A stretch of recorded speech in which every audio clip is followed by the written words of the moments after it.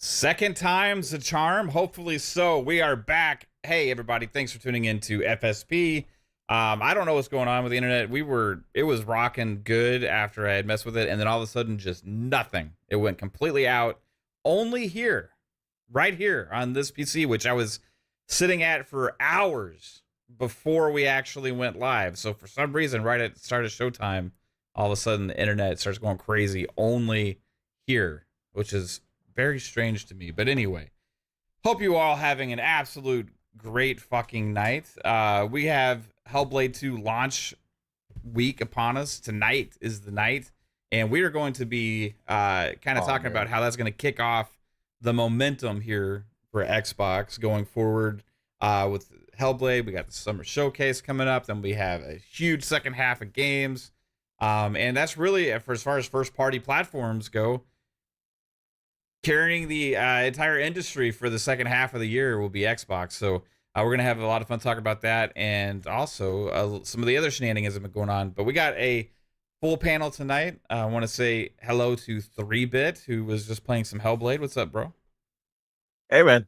Yeah, I've been diving into Hellblade again. I forgot a lot of little story elements within the game. I'm really hyped for Hellblade 2. I might be staying up. We'll see. So for now, You are I'm not gonna gonna try to make go. it, bro. Like, You don't think I'll make it? Yeah, honestly, if anyone knows me, Mav I knows me pretty I well. I know fall you asleep. well enough to know that you're not gonna make it. Or what'll happen is We'll you'll see. make We'll it. see. You'll make it, and then you'll be like, "Oh, I forgot to install it." Right? And then you're gonna install it, and then you'll fall asleep while it's installing. Honestly, That is the what 3-Bit might what move. might happen is it's like, all right, I'm ready to play, and it's already installed, so, or pre-installed, whatever. But that's just the I think that's just the initial download. Then you actually have to install it when the game is actually out.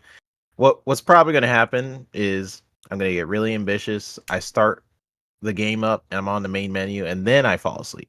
So you're wrong. I probably will Right. fall asleep in the main menu or when the game starts. Yeah, well, start hearing the music, So you'll be like, "This music's amazing." and then I'm like Look at the dead sleep. splash screens.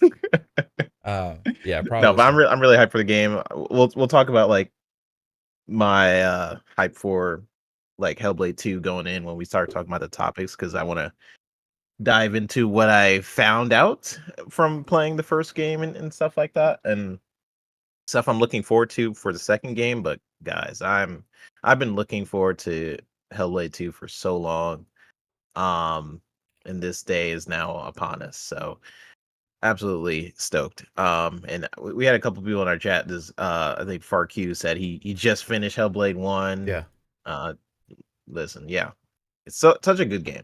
I'm hyped for it. So let's get it going. And thanks to 3-Bit for helping me find my like 3-year-old stream of me playing all the way through Hellblade. I had it unlisted and I was looking in the wrong place, but 3-Bit found it on Twitter, and so I was able to go and re-list it in the YouTube channel and stuff. And you realize I went through like a time capsule going back through like all the videos and streams trying to look for that, and I realized how many times you go live when you're looking through that many videos and stuff. It's absolutely crazy. But thanks for helping me find that, bro. And Yeah.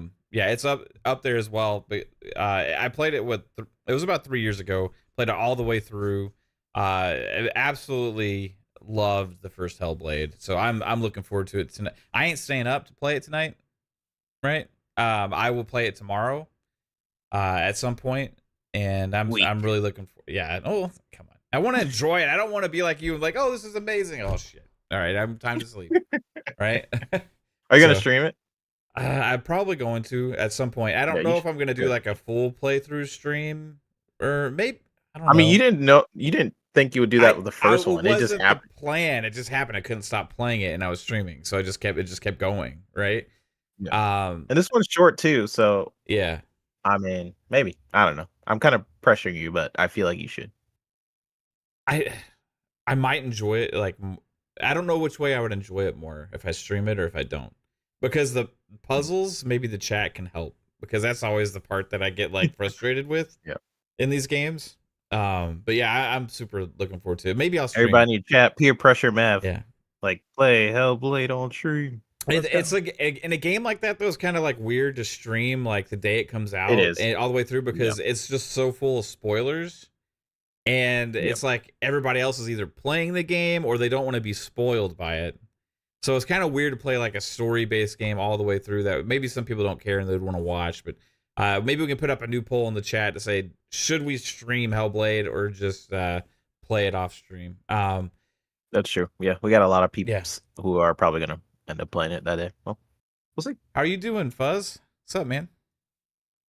Oh, doing great. Glad to be here with you guys. Also, just finished getting the 1,000 points on Hellblade 1. Played it on PS4 when it first came out, then played it again on Xbox, but never completed them. Made it about 60% through on both.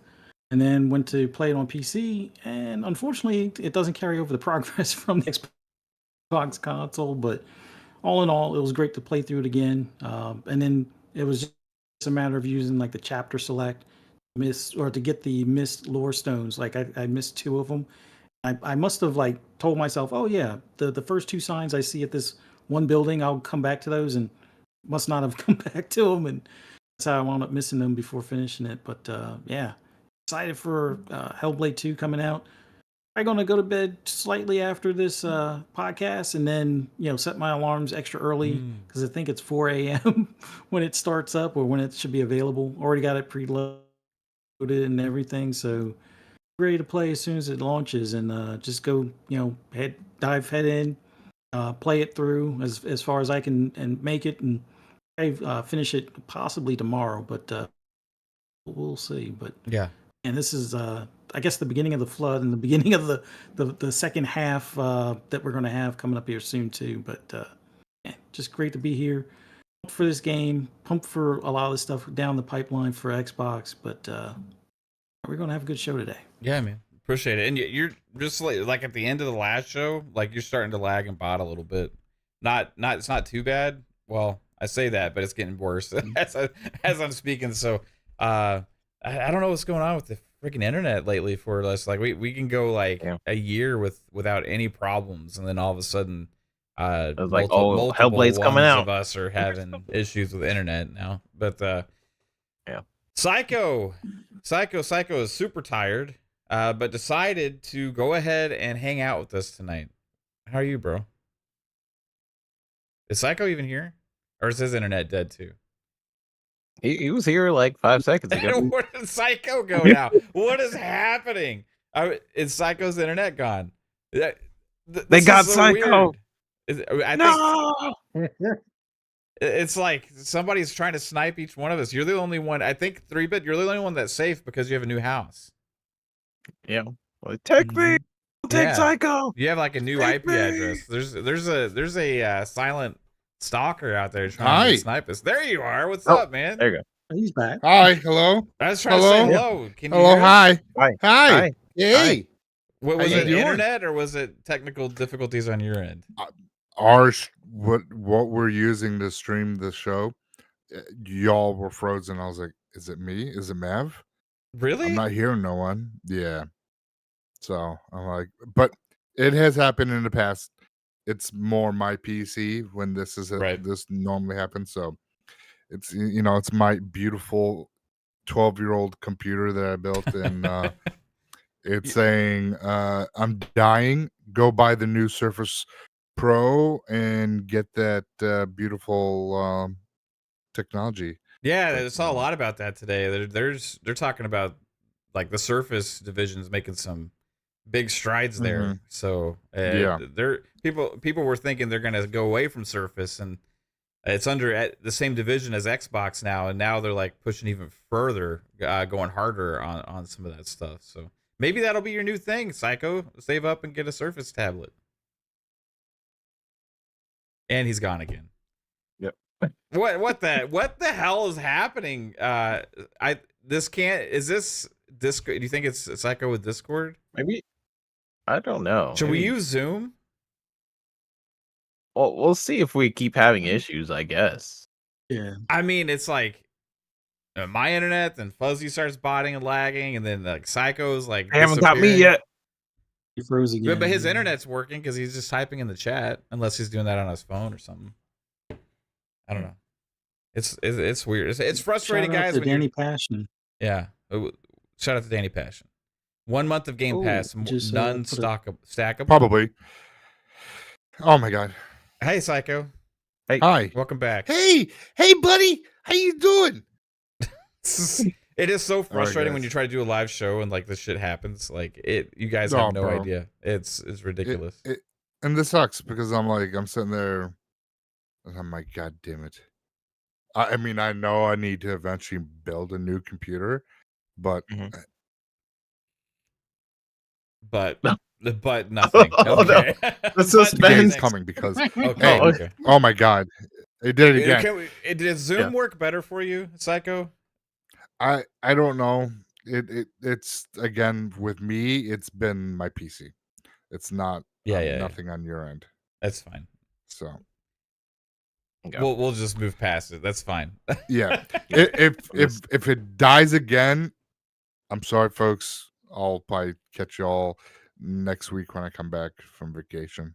Yeah, 'cause I'll be gone, so I won't be on Friday's Xbox Ultimate. Hey, when you're gone on vacation, get like a $150 laptop. Right. Probably be better. This PC that you have. Yeah, maybe sell my butthole on OnlyFans. Oh, do that. It's a great place to leave it. He cuts out again right when he says that. Yeah. God damn it! What the? All right. Yeah. Shout out to Danny Passion for the 1 month Game Pass That's the second one. thing. That's another one. Wow. Another one. Yeah, that's the second one for new subscribers.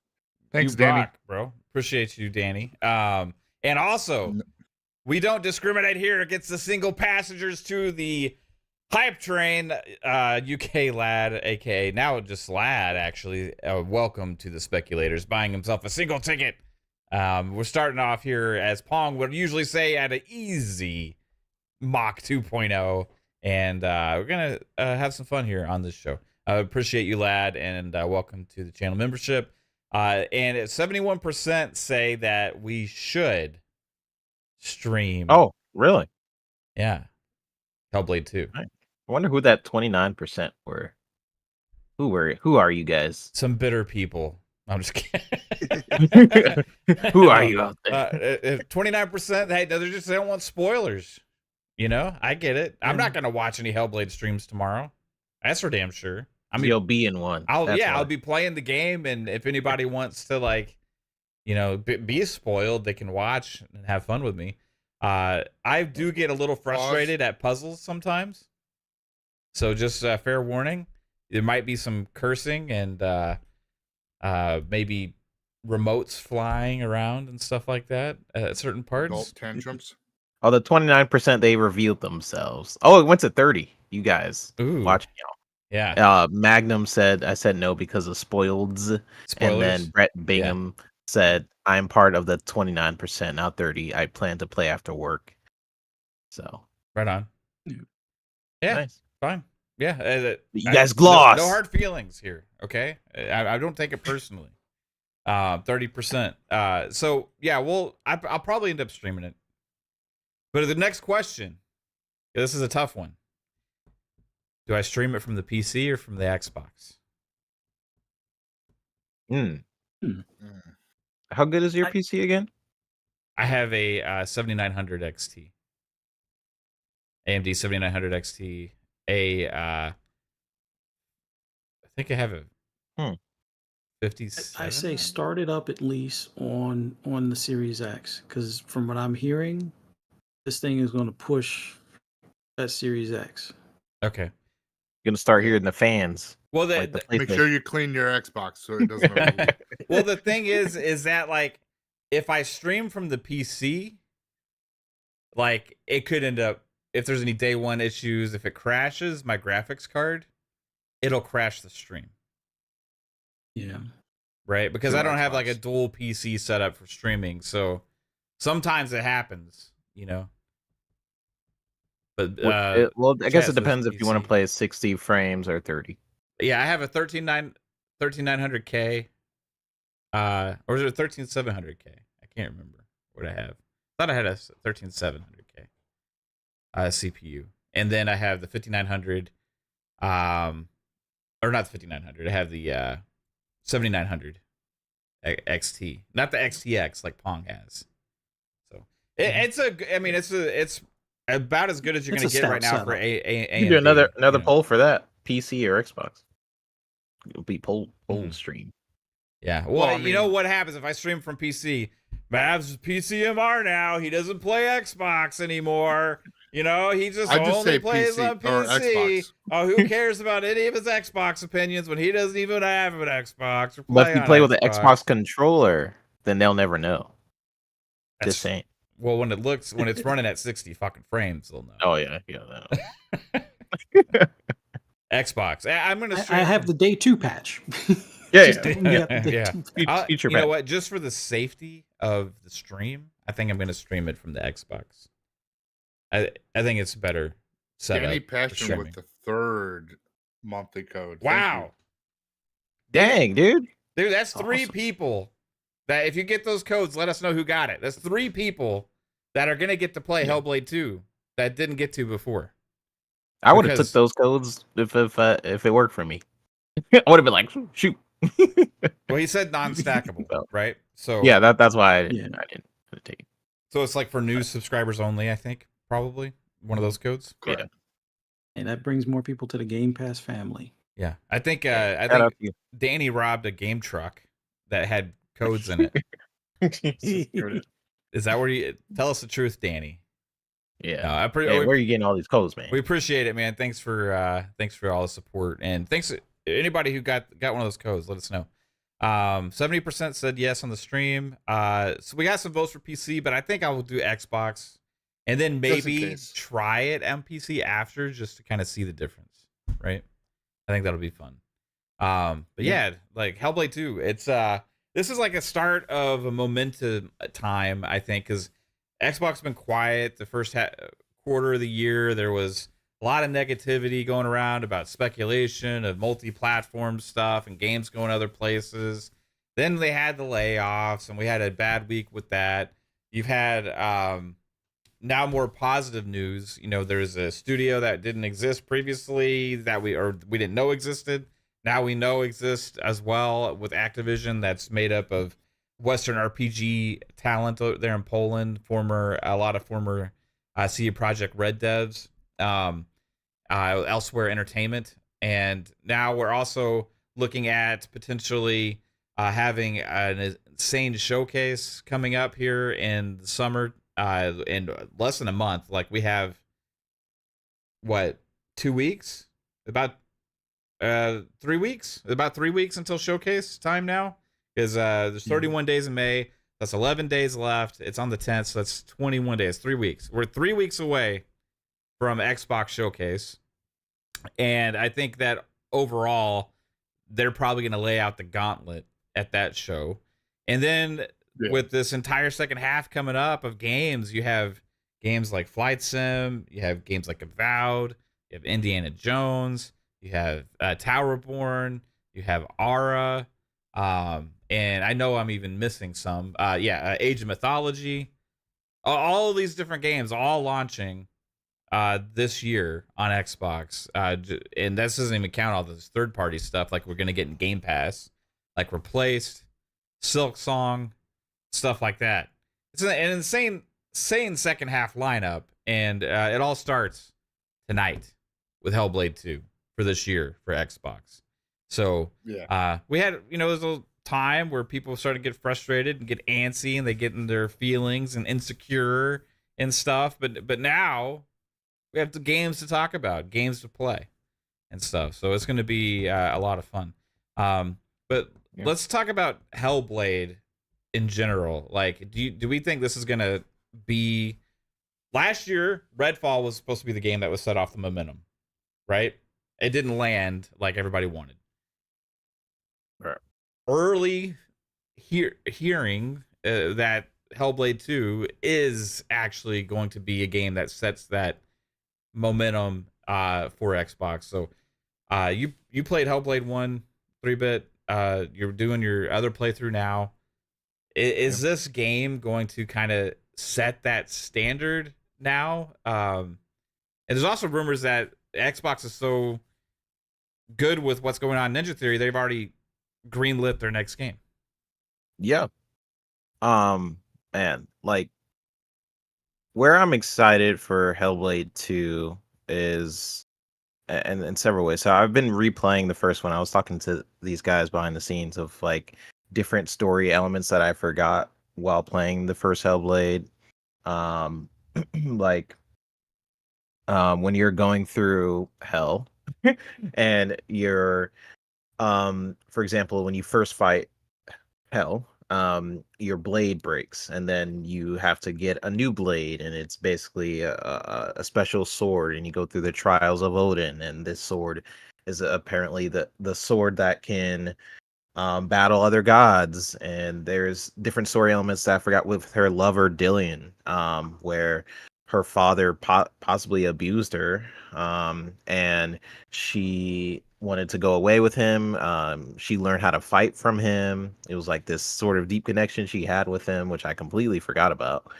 Um, but her father seemed to not understand her psychosis and thought it was like some darkness thing within her. They didn't really understand mental illness back in the day, so I kind of get that.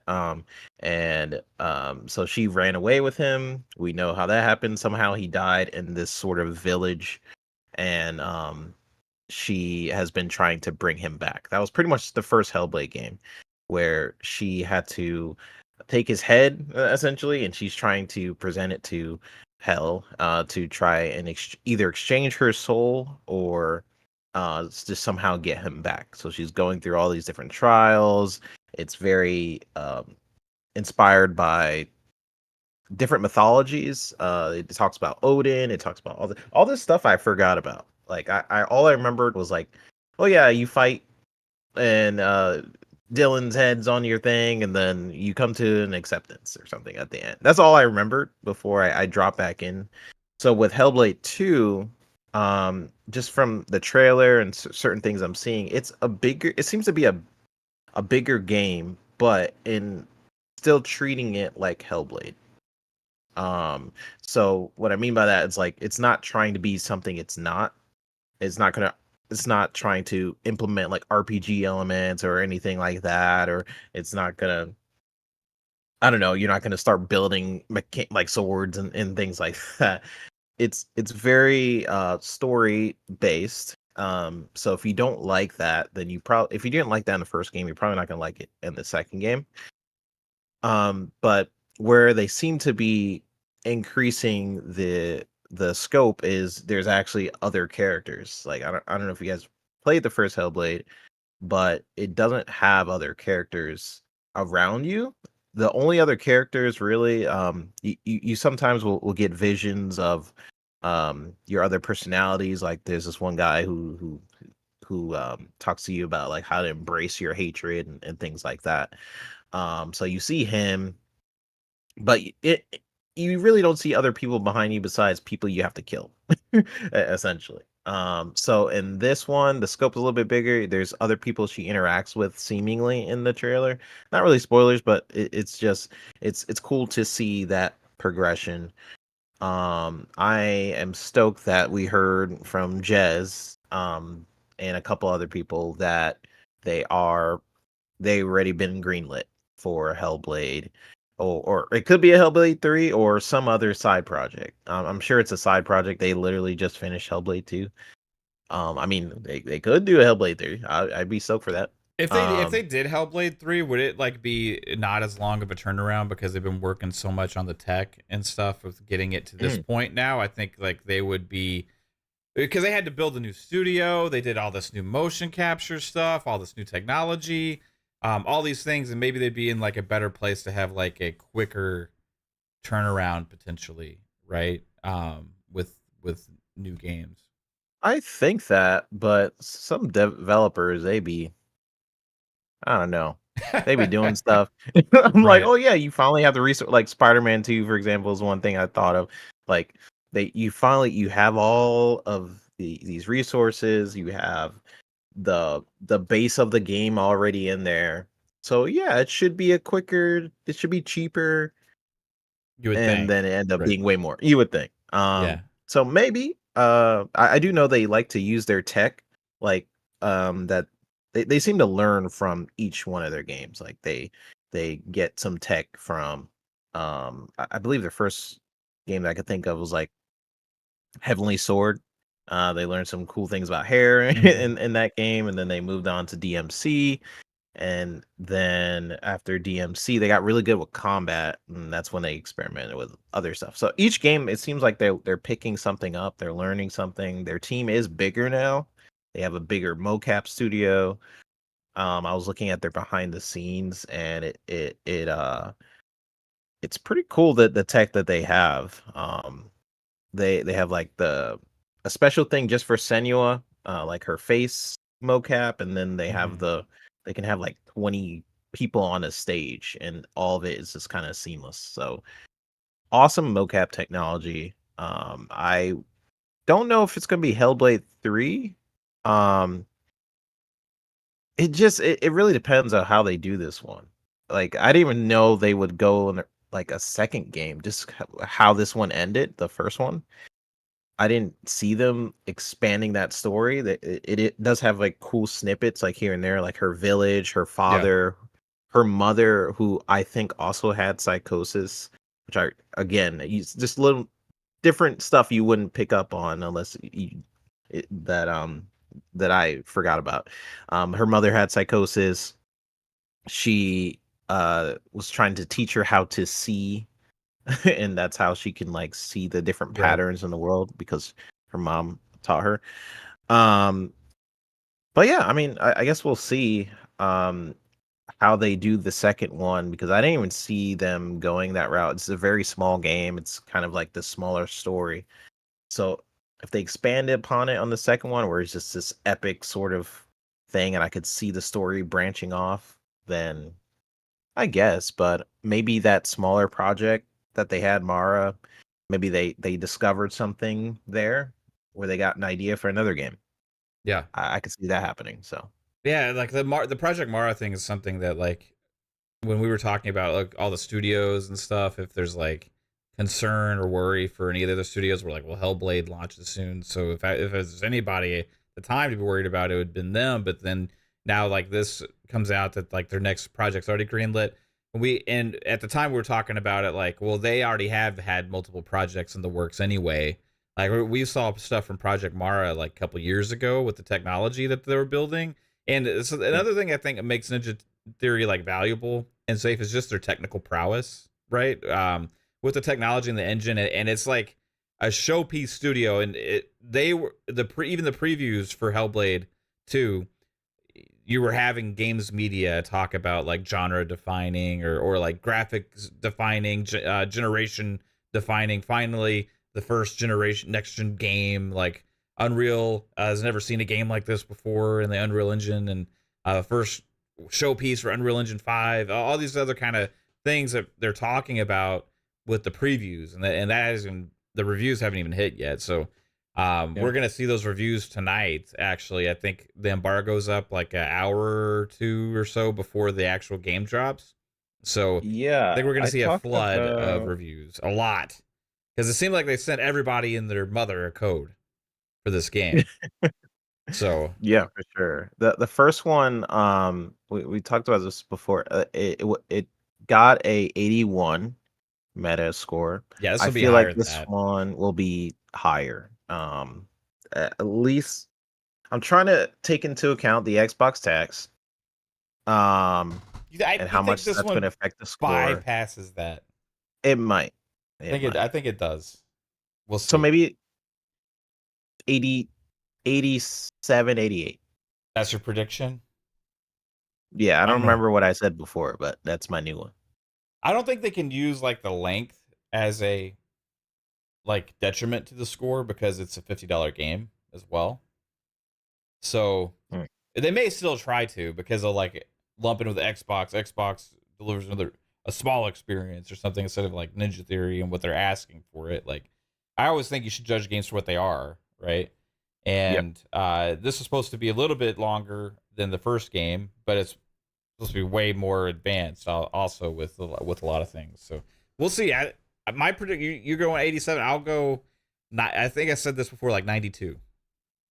92. I think yeah, it is receiving. Leap. I do agree with you that the media is just from the early previews of the game. Like I think that happened a few months ago. They were like you said, like genre defining. Yeah, amazing. This finally we're getting a next gen game. So yeah, I guess we'll see, right? We'll see how the media is starting to receive it. And Magnum says, well, ponies believe Hellblade 2 is going to PlayStation, so it will avoid Xbox. That's true. There's been a lot of talk about that, and who knows? Eventually, one day it might. It's not coming anytime in the near future, at least. Otherwise, I probably already found out about that. But Fuzzy, what about you with Hellblade, man? You're gonna play tonight? You're gonna play tomorrow, or your retired ass gonna stay up all night? No, I'm not going to stay up all night, but I will be taking a nap probably shortly. Oh, that's after right. the You said you're going to set the podcast. alarm for it. That's right. Yeah. So I'm going to try to get up early, 4:00, rise and shine, probably have my coffee with me, have my headphones on and everything, and play through it. I'm going to start it on my Series X because I want to see what this thing can do on that hardware. And from some of the buzz that I've heard, it's definitely some next gen level visuals on this thing. So, and it's coming out of the Series X for the ones that I've heard that from. So, yeah, I'm real curious to see how well Unreal Engine 5 and the metahuman stuff that these guys have been working on, and the fact that they've kind of, I guess, had Coalition kind of helping them to some extent, but now with all the mocap stuff that they've been working with and everything, I hope that this now becomes the bar across all Xbox first party studios and things. But I can't wait to play this thing. Like I said, I played the first one, finished up the 1,000 gamer score on it. I'm not going to focus on lore stones. If there's lore stones in this one, I'll probably just blast past those and just come back to those later. But just some of the stuff that I saw from the trailer, like the trailer that they had earlier today, like the launch trailer, where it's like you got volcanic rock and tornadoes and stuff. Like there's so many different looking biomes this time that aren't like you stumbling around in the dark type of deal. I'm really looking forward to seeing, and the fact that they're going to have multiple characters. Like before, kind of like what 3-Bit was saying, the only real characters you dealt with was like this vision of I guess like another personality of yours, and then you had the harpies, their voice in your head kind of thing, but you never really saw them. And then you had the enemies to fight. But for the most part with this one, looks like you might have a companion for a bit, or have a whole squad to help you fight that giant baby kind of thing. Yeah. But I can't wait to see how this pans out, because it looks like you have multiple choices of weapons, or you are able to pick up fallen enemy or fallen I guess comrade weapons and things, because there have been scenes where she's using a hatchet. There's scenes where she's knocking people upside the head with a shield. Oh yeah. It looks like you can throw javelin or spears at things. So I'm curious to see if it's like, oh, can you always pick this weapon, or is it only for this segment, or even if it's only for that segment, how different that combat's going to feel with those different weapons? Because it looks like it's going to be kind of figuring out this fight here, and then move on to another section and have a totally different fight scenario to go along with. And we've even improved on what appear to be like the enemy types. Like before, they kind of looked like they were, not really in the Matrix, but like partly there, partly not there, because they kind of come in, or they're almost like a smoke existence kind of thing. But now you have some that are more digitalized, and then you have ones that look like living, breathing people that just have a mask on that you can, inflict some damage to and stuff. So definitely looking forward to it. And the audio, I think, is going to be the big thing. Like, I'm playing with headphones this go around as well, and even with just the regular speakers on my TV and stuff, the spatial audio without headphones, you can. I think they've improved even the spatial audio this go around for like those that aren't going to use headphones, where it'll project the sounds like behind you or but like lower left or lower right or something like that a lot better than what it did before outside of headphones. So that should be interesting for those that maybe first time getting to play Hellblade and don't know about the headphones being the probably the preferred way to go. But yeah, this is the beginning of the flood. I don't foresee this being anything like this. Is almost going to be like the complete polar opposite, I think, of like Redfall, because there's been so much attention, so many teams helping out, and so much focus on getting this title done right, that I don't foresee there being any of those momentum breaks that we may have gotten with Redfall. But we got the showcase, like you said, 3 weeks later, and we're going to see a bunch of games that are coming in the later half of this year.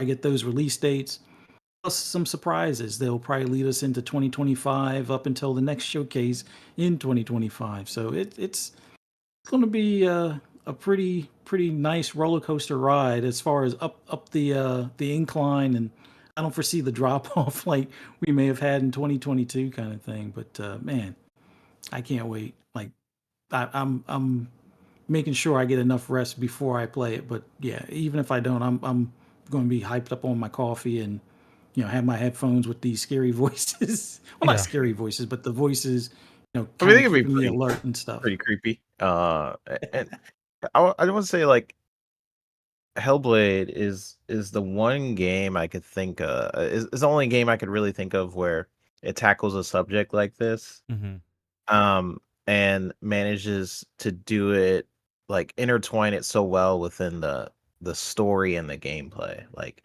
having psychosis can lead to you just seeing things, right? So it's just whether you see other people or you see things within the environment. I remember just seeing a clip of Hellblade 2 where it's looking at like a cliff rock thing, and the way she looks at it, it opens up a new area.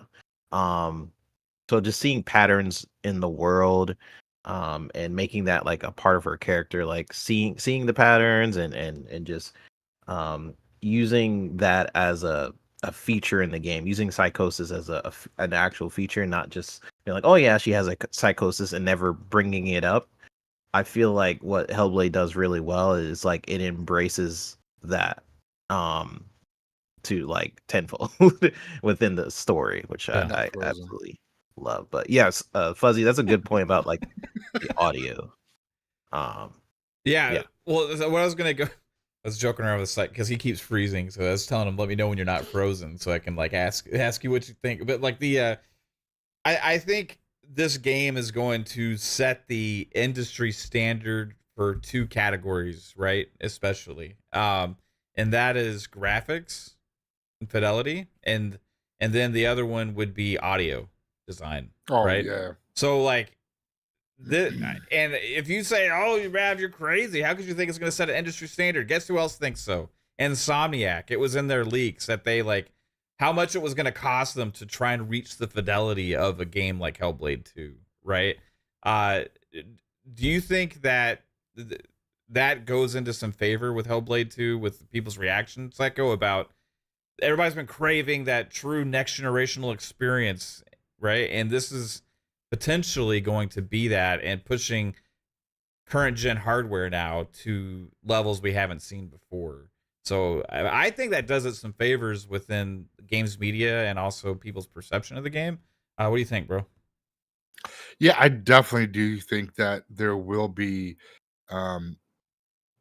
some, well, I will say majority of the media will take that into consideration because they hold Insomniac very high within Sony, because they're the ones that have been carrying PlayStation this generation, pumping out a lot of games, and they definitely hold them up there with Naughty Dog. So for them to say that they're going to strive to try to get to where Ninja Theory did fidelity wise visually with Hellblade 2, and I'm just telling now, the Ninja Theory is to me masters of the audio.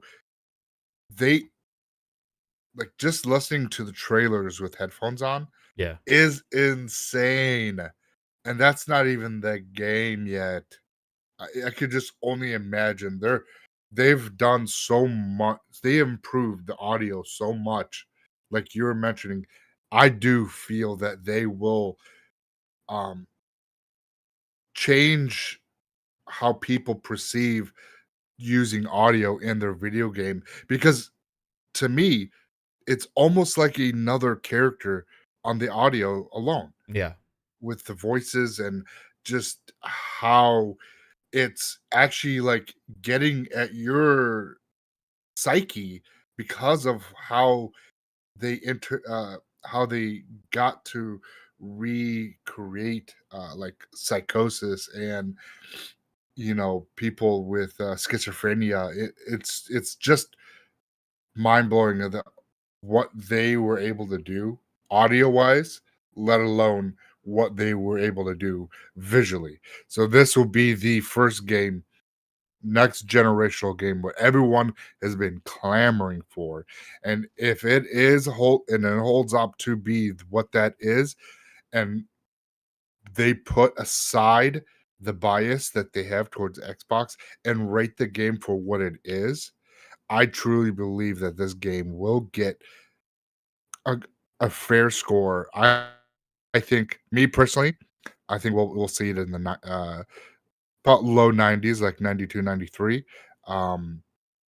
If they judge it on what's there, I really think this is what they've been asking for from Xbox, because they kind of like this cinematic experience that they have, and then really pushing the envelope with more than just visually, that they push the envelope with audio and the visual and how the game and with gameplay. I really think that people will this game will get will surprise a lot of people, and we'll see that very, very, very soon. I think that's the biggest room they had to grow with was the combat and the actual gameplay elements, right? There's a lot of, I mean, this isn't like going to be a fast-paced super action game, right? That's not the kind of game it is. It's meant to kind of have you immersed in that experience and take you through it and have to think a lot, and it's more of a methodical kind of game. Like that's how, at least that's how the first Hellblade was. I'm assuming this will be the same, and it's kind of like a cinematic experience. My biggest takeaway after playing Hellblade 1 was that I'd never played a game where the characters seem more real, right? Like Senua, she could have been just a real fucking person, like there the whole time. The way the animations were, the facial animations, the emotion in the face, and all that kind of stuff. And that is something I haven't seen still recreated to that level yet. I've seen great graphics, great facial animations, great stuff like that, but not to what I experienced with the first Hellblade playing with the update on Series X when I played it, right? And I think this is going to be another thing that they kind of set the standard for, is that, okay, we always used to talk about this back in the day when we were kids. Like, one day these characters are just going to seem like they're real, You're not even be able to tell, I used to think that with the game Bounty Hunter, which is so like polygonal now. Like, but this is like that epitome of that vision, right? And it's kind of what they're doing it. And they're doing it in this very serious tone kind of game, but it is something that you can put out there, and it's like, this is a game. People could be walking across the something in the living room, and somebody will glance at it. Oh, what movie are you watching? Yeah, it looks great. Oh no, this is a video game. You mean you're controlling that? Yeah, this isn't a real fucking person. Well, I mean, it is, but not right now because it's a digital character. That what? It's like kind of that unbelievable crossing that uncanny Showpiece. valley kind of thing, and Yeah. that's something that it's taken them a long time, right? Because we've been waiting for this for a long time, right? This has been when did the first Hellblade come out? It was like 2017. 2017. Yeah, so it's been like 7 years. And I don't know exactly when they went into full production on this thing, but we knew after they were acquired by Xbox, they moved into a better studio. They got a whole new state of the art mocap studio, right? They've invested more and more into this game. When everybody was saying, "Oh, Xbox just gonna, they're gonna rush crappy games out and put them in Game Pass and stuff," they let them cook on this now for a long time. For what is a $50 shorter kind of experience where they're pushing all the bells and whistles, they let them do and create their vision at Ninja Theory, which is really what Phil promised that they would do with those studios. Now, we've seen, obviously, the news that came out last week wasn't like great for some of that vision, but like ultimately, we're going to see the fruits of some of that labor. This is is this the first one of those like 2018 big acquisition or 2018, 2019 big acquisition studios and stuff where we're seeing their full, like, something they've been able to cook for years actually release under Xbox that wasn't already kind of full force in development? I think this might be the first real time we get to see that actually come to fruition with Hellblade 2. Like Redfall was Arcane, but that had already been started, and it was towards the tail end of development when they had been acquired. Starfield had already been in development for a couple of years at least when they were acquired. But like when they were this Ninja Theory was acquired, like it's like, okay, the Hellblade 2 is going to be their game. It wasn't announced for like a year and a half, 2 years after they were acquired, I think. I think it was announced in like 2019 or 2020 at the Game Awards. Yeah, it was 2020. Yeah. What do you call them? Or maybe it was 2019. Whenever they did the Series X reveal. Yeah. Brett Bingham says, yes, it is, with the exception of Playground, because they've been working with Microsoft since 2011. Yeah, Playground was also one of those acquisitions, but they had already been like a second-party studio with Xbox for a long time. So when Playground got acquired, it didn't really feel like an acquisition. You know what I mean? It was just like, yeah, that's just, they put a ring on it finally, officially. But yeah, this is going to be like that true test, and I am really excited to see what they do with this. But out of all those games, there's still more coming. The second one of those, we're going to get the second test, is Obsidian's Avowed, right? This year. So this is where we talk about the starting of the avalanche, right? The starting of the momentum, because we're starting to see these studios that have been acquired release their visions to us of games they've been working on for years under the Xbox umbrella. Not stuff they're just finishing since they've been acquired, but actual stuff that they've been working hard on for years under Xbox. And Hellblade 2 is going to set the standard, and then we're going to have a showcase.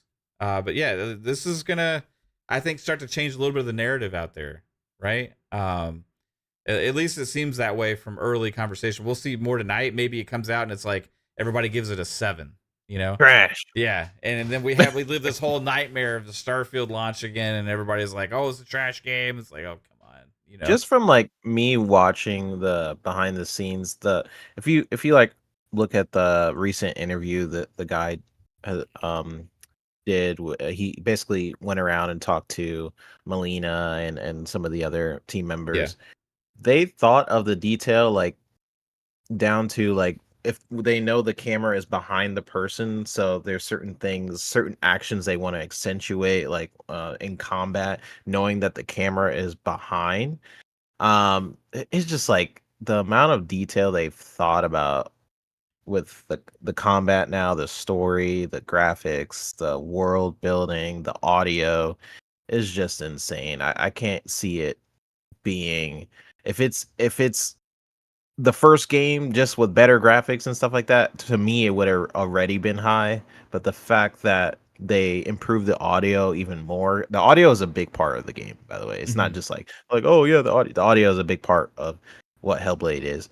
um, is just having better graphics from the first game would have been like a super high score for me personally.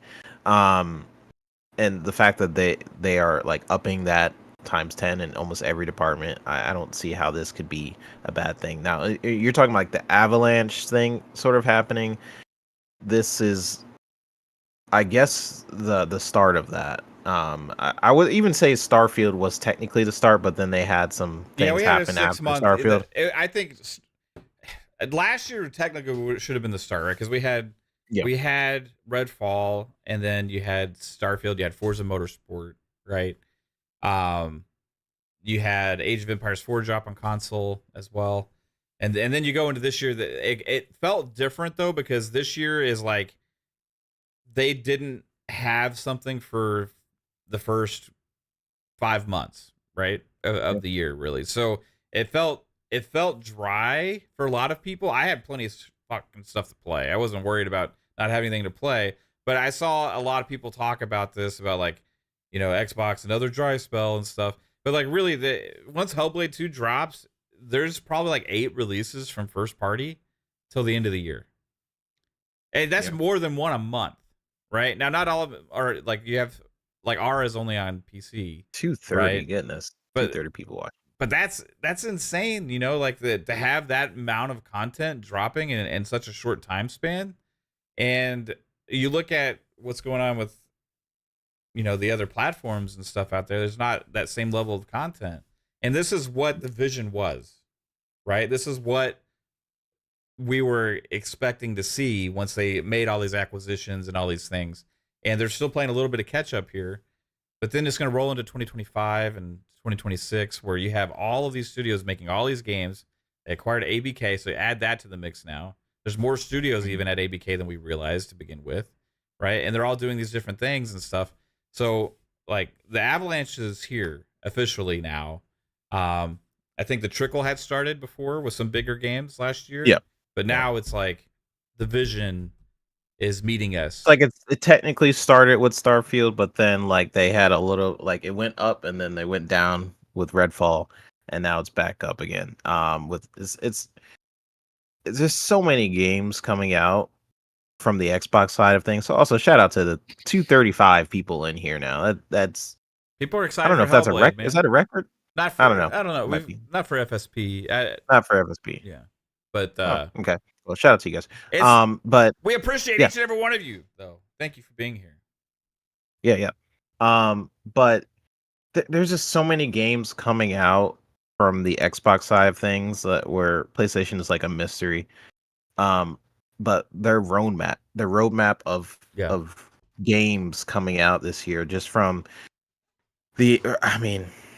it's overwhelming to think about sometimes. Just the games that we know about, the games that are rumored in development, like the Wu-Tang game, for example, that people are like, oh yeah, Xbox and Wu-Tang are doing a game together. Like, what the heck, Yeah. This is a lot of little games like that that people are going to be a little shooketh when that showcase pops up. It's like, oh wow, Xbox is working on this many stuff. And I think it's going to shock people even more, because right now the media has this sort of down messaging for Xbox, but it's going to come to a point where they're not going to be able to ignore some of the stuff that Xbox is doing. Mm-hmm. Now we've had our criticisms of like different stuff that we didn't agree with Xbox and what the current vision for Xbox is, like whatever it is now. But in terms of like the amount of studios they have, the talent at these studios, their roadmap of what they have planned, it's insane. As a gamer who's just looking at this stuff, I love showcases, I love upcoming games, I love speculating on what is coming in the future. It's like, wow. We got Contraband, we have Perfect Dark, we have Fable, shout out to Fable. We have all these different games, right? And I'm excited for a lot more on the Xbox side of things. And we'll see how the media takes it. I think once all these games that start coming out and coming out, you get Hellblade, you start getting Indiana Jones and all this stuff. People are going to be playing on their PlayStation and they're just gonna be like, Yeah. What's going on over there? You got Indiana Jones? Wow. And they start slowly putting down that PlayStation or another controller. Yeah, I mean it's a lot of stuff is coming up. Yeah. A lot of stuff. A So lot. I'm excited for it overall, yeah. Jax82 earlier hit us with a $5 super chat. Says, can anybody explain in Hellblade 1 why she dies and comes back, or am I missing something? That's always confused me. What do you say?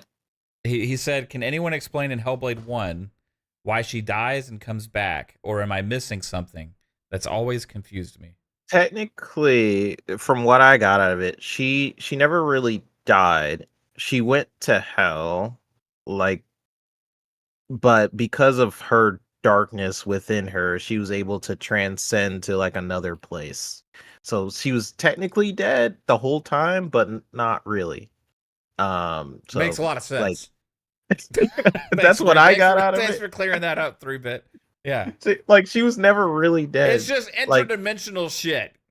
Yeah, it's hard to explain because astral plane. You question throughout the game what is real and what isn't real. That person that you're attacking, is he real? Is he actually there? It's to say. But that's taking your mind to a place that's not in your physical realm, maybe. I don't know.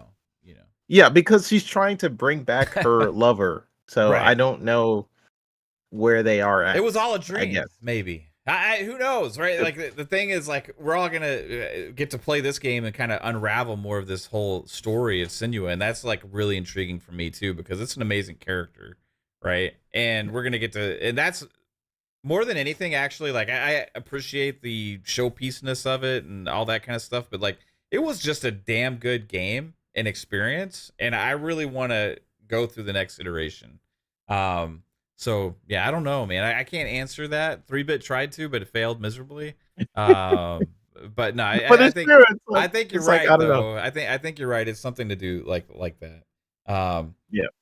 Well, I know Psycho has to leave early again because he has to open tomorrow. So I want to get one more question for you, bro, before you head out. Okay. So with the avalanche is hitting now, right? Yeah.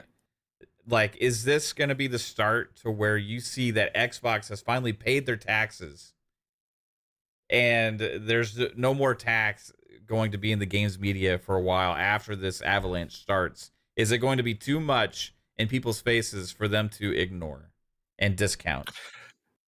Yes, with the amount of games that are coming out the pipeline and what we know that's in development right now, new projects are popping up everywhere. As we saw today, Ninja Theory just finished Hellblade 2 and just got greenlit for a next one. So with the steady flow of games that are constantly coming out, and if you look, and they're high caliber, not this fodder that they keep trying to push.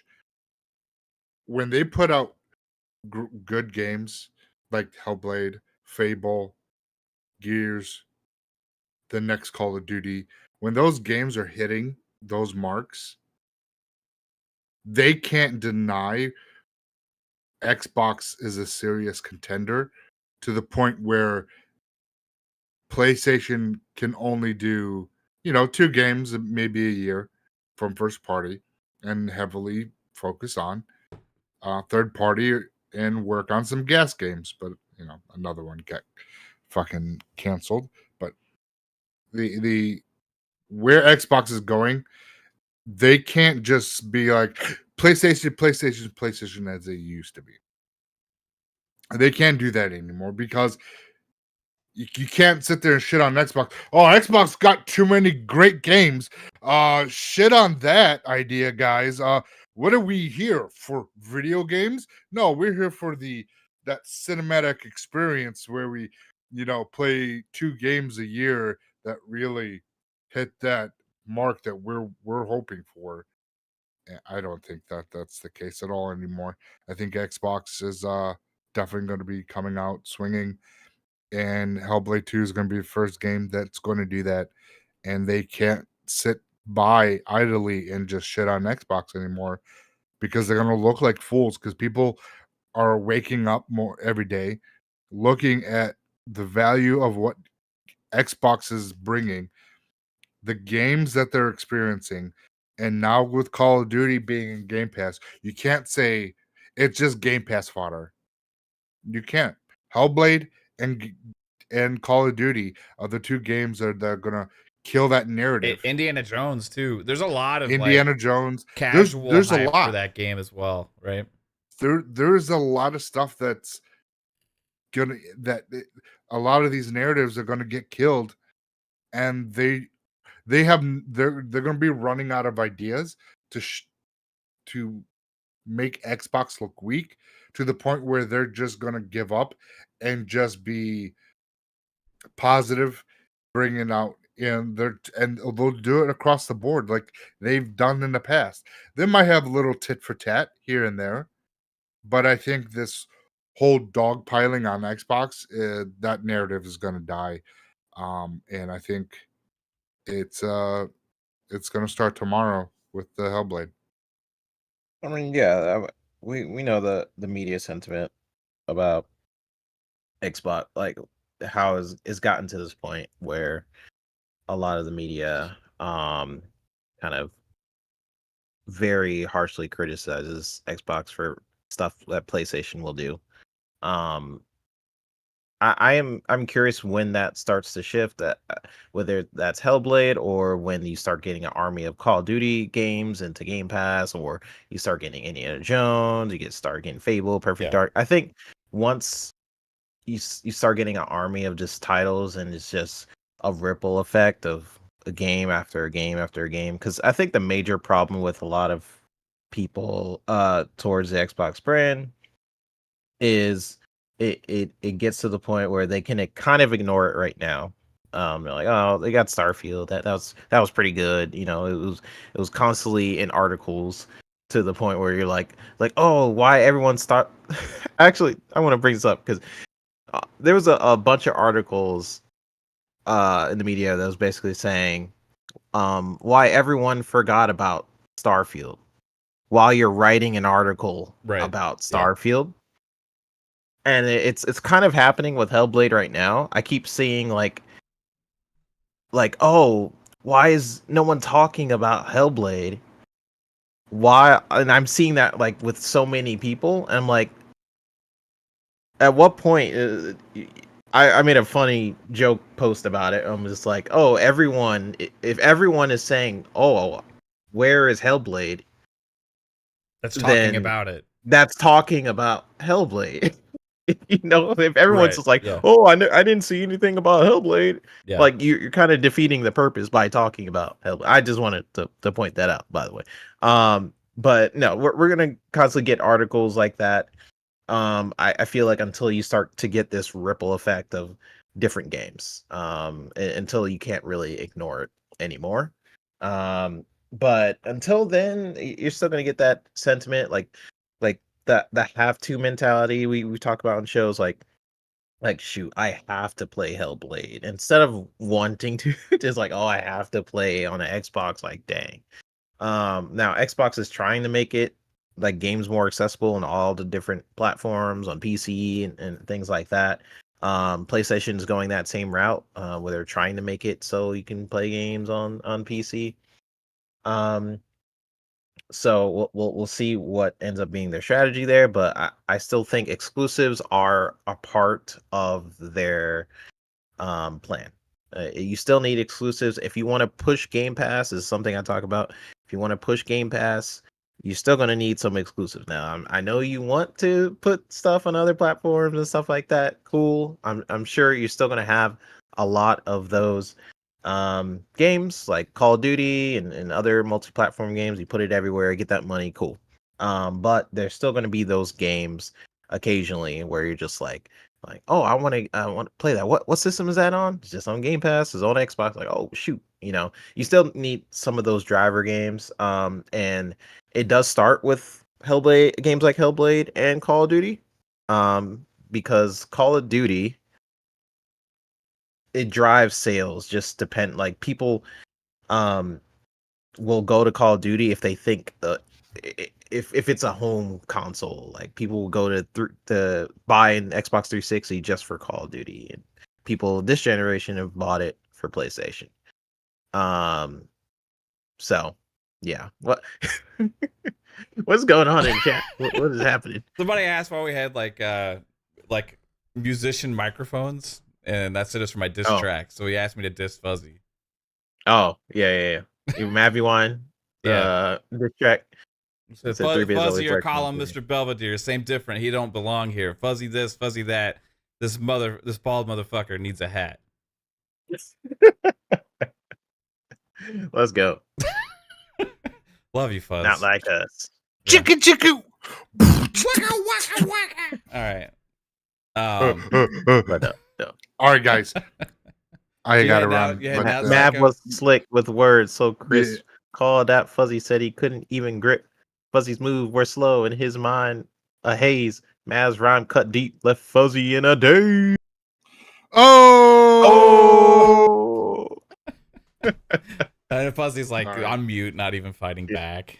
It's hard to diss Fuzz. He's like the nicest person in the community. It's like just gets along with everybody, and he's Mr. Smooth. That's how it is. He's gonna say hi. He's gonna say hi to Caitlin later. Oh, whoa, hey, whoa, hey, Psycho, come on. Yes, sir. I know. Get the hell out of here. All right. Good night. All right, guys. Chat. Good night. Love y'all. Thanks for coming out. I won't see you until next. I don't know, Monday, Tuesday. Depends. Is this a real outro? Yeah, man. Because I'm going on vacation. Yeah. Okay. All right. No, I'm actually. I have to wake up early, so okay. I have to bounce. Yeah. So good night, y'all. Yeah. And hey, man. Here's Psychos. See you in hell. You see what I did there? Helheim. Yeah. Valheim. All right. Bye, guys. Yeah. Later. That one. Later. I couldn't tell if that was a real outro or not. When Psycho speaks, his PC gets bored. It even tries to shut off his Discord. Later, Psychonauts. Oh, burn. All right. Sorry. Anyway. Yeah, we're good. I forgot what I was even saying. So it was something about Xbox tax and like PlayStation. Yeah, I don't know. So something like that. I don't remember. Xbox tax sucks. Yeah, something like that. Yeah. So we already tried it with the whole COD thing going into Game Pass because apparently that's going to end gaming somehow. Yeah, it's weird, man. These gaming journalists, man, just it's weird that people don't realize you can actually still buy the fucking games if you want to, even on Xbox.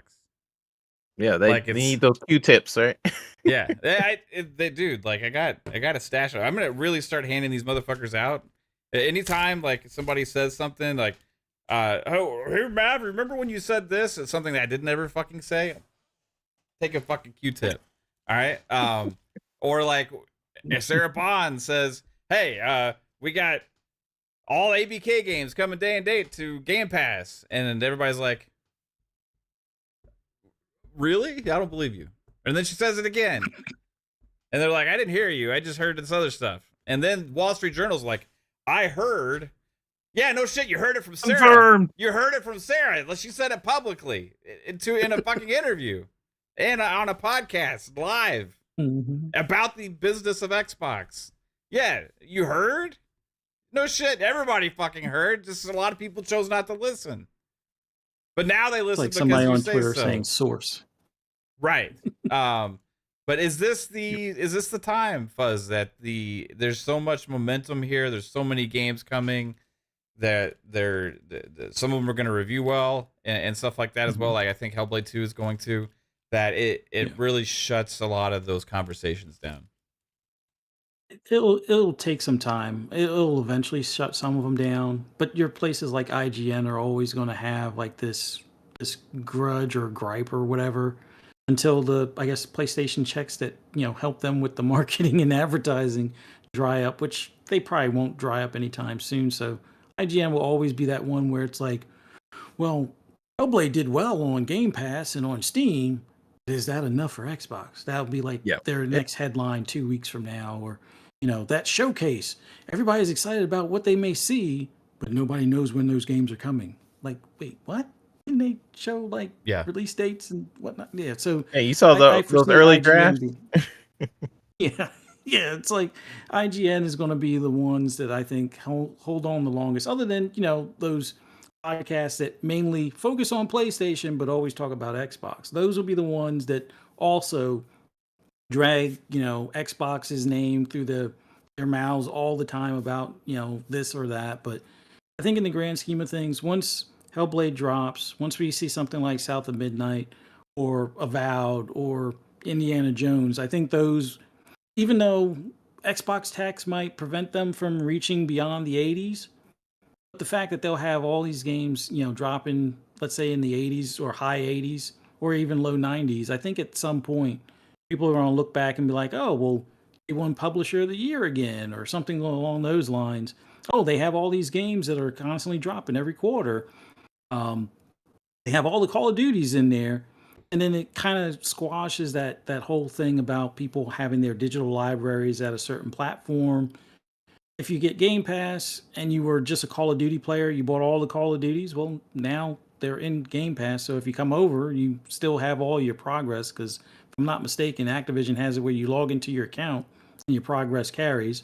Hopefully we continue to see like the Modern Warfare 2 to Modern Warfare 3 continuation of some of your progress and stuff for skins and things like that. But I think we'll have a bigger picture or a better look at the picture, after January, once there's maybe some bundles out there as far as like Call of Duty bundles for Series X or Series S. Once there's, reviews for like an Indiana Jones, and you got movie sites that are, have some gamers on it that are like, yeah, I picked up my Series S and got a Game Pass subscription, or I purchased it on Steam or on my PC and blah, blah, blah. And like, hey, Microsoft doesn't care. As long as they get their money, they're going to get their 70% one way or another. Unless you buy it on Xbox, then they get 100%. But we'll see how things pan out. But I think it's going to be a slow process for some of these outlets. Other outlets, they've already changed their names on some of the showcases, so I guess they're taking preemptive measures. So it's like, I think things will start to level off, and they'll have to figure out something to either pick at on Xbox, or maybe they'll focus finally on PlayStation, controller batteries not lasting all that long, or maybe they'll focus on the first party. Didn't have much of a lineup this year. I mean, they had their normal MLB and stuff like that, but I think the next big game that they have, that'll be coming out between now and next year, is going to be, Concord or something like that. So maybe they get lightning in a bottle a second time. But wasn't there just a report that the those Helldivers 2 games were all pushed back too with Concord? Like I saw some going around yesterday, or I take it back. I didn't see it. I heard people talking about that they saw it yesterday about a report. So I don't really know what the report was, but people were talking about this on the show we were on last night. I was on Gamers Council with Pong, and Hargeet hopped in there, and they were talking about they had seen this about some of those games of service games that Sony's working on getting pushed. One of those being Concord, right? So I don't know if it's true or not. Take it with a huge grain of salt, but we haven't seen any of them, right?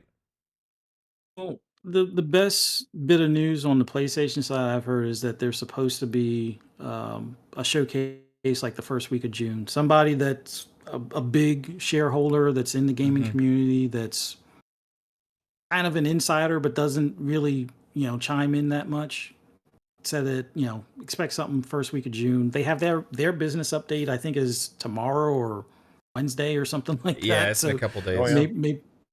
So maybe we'll hear something about a PS5 Pro. Maybe we'll hear something about day and date on PC, or maybe they'll just say, "Hey, we're looking to sell more consoles. Here's the the projections and whatnot," because it's a business update. So it's not going to be really geared to us gamers, but hopefully they have a showcase this summer and don't just rely on like Summer Games Fest. But if they drop a console, that people are expecting them to drop a PS5 Pro this year, right? So if they actually do that, I mean, you would want to have something exciting around the launch at least, and It'll maybe be a hopes and dreams showcase, unless they sure. rely on like third party like games are better on it or something. You know what I mean? Yeah. Like, which they may have to Well, do. there's one particular game that might run better on that particular pro hardware. That would be Call of Duty. So that would be about their saving Crazy. grace at that point. Yeah. But I don't really see, like, after the console numbers were down, I'm starting to think maybe they cancel the PS5 Pro and push whatever they spend on R&D over to their next gen console, because Xbox has kind of put it out there already that they're going to come out in 2026. And if you're working on doing a Pro model now, that might hold you till 2028 to release your next console, unless you want to be like Sega and release a console after you release the console, kind of thing.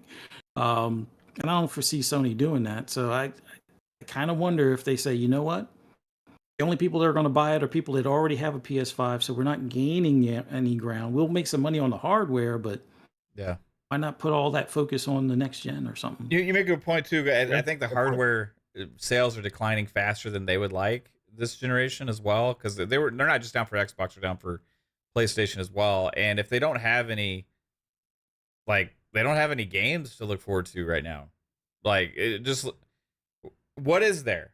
And anybody in the chat, anybody that's a diehard PlayStation fan or whatever, I want to know, like, because we have all these games coming from Xbox, and we're gonna get even more announced at the showcase, which they've already announced a showcase, right?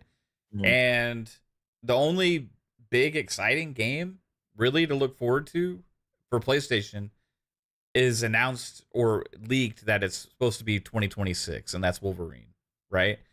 And if you do a PS5 Pro, like, you're just going to sell it based on the facts of, or on the basis of third-party hardware might be a little bit better on it.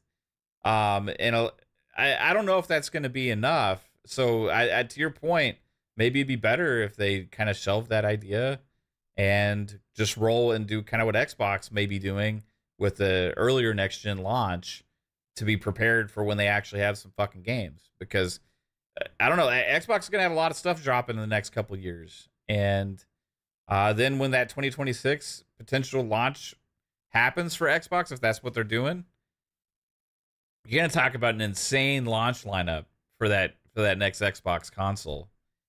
And I don't know. It would be bad for me at Sony at that point if you're 2 years away from a next-gen console and people are still playing on like a pro version of the PS5 and maybe only like Wolverine or something. So I think either Sony has less is more, Mav. Yeah, that's right. I forgot. Less is more. Yeah, one big game every fucking 2 years. Let's go. Yay, let's all celebrate it now. The hypocrisy of some of that stuff is just absolutely ridiculous. So we're going to look at potentially Sony, if they do have a showcase, I think they have to showcase the fact that they have games in their pipeline, right? Beyond Wolverine, beyond some of those games of service games. And I think they got to show. I don't know how many is left. I remember, how many did they have in development? Like, what was it, 11 or something like that? Or I think was it started off as 10, then they bumped it to 12, and then it got cut down to 6.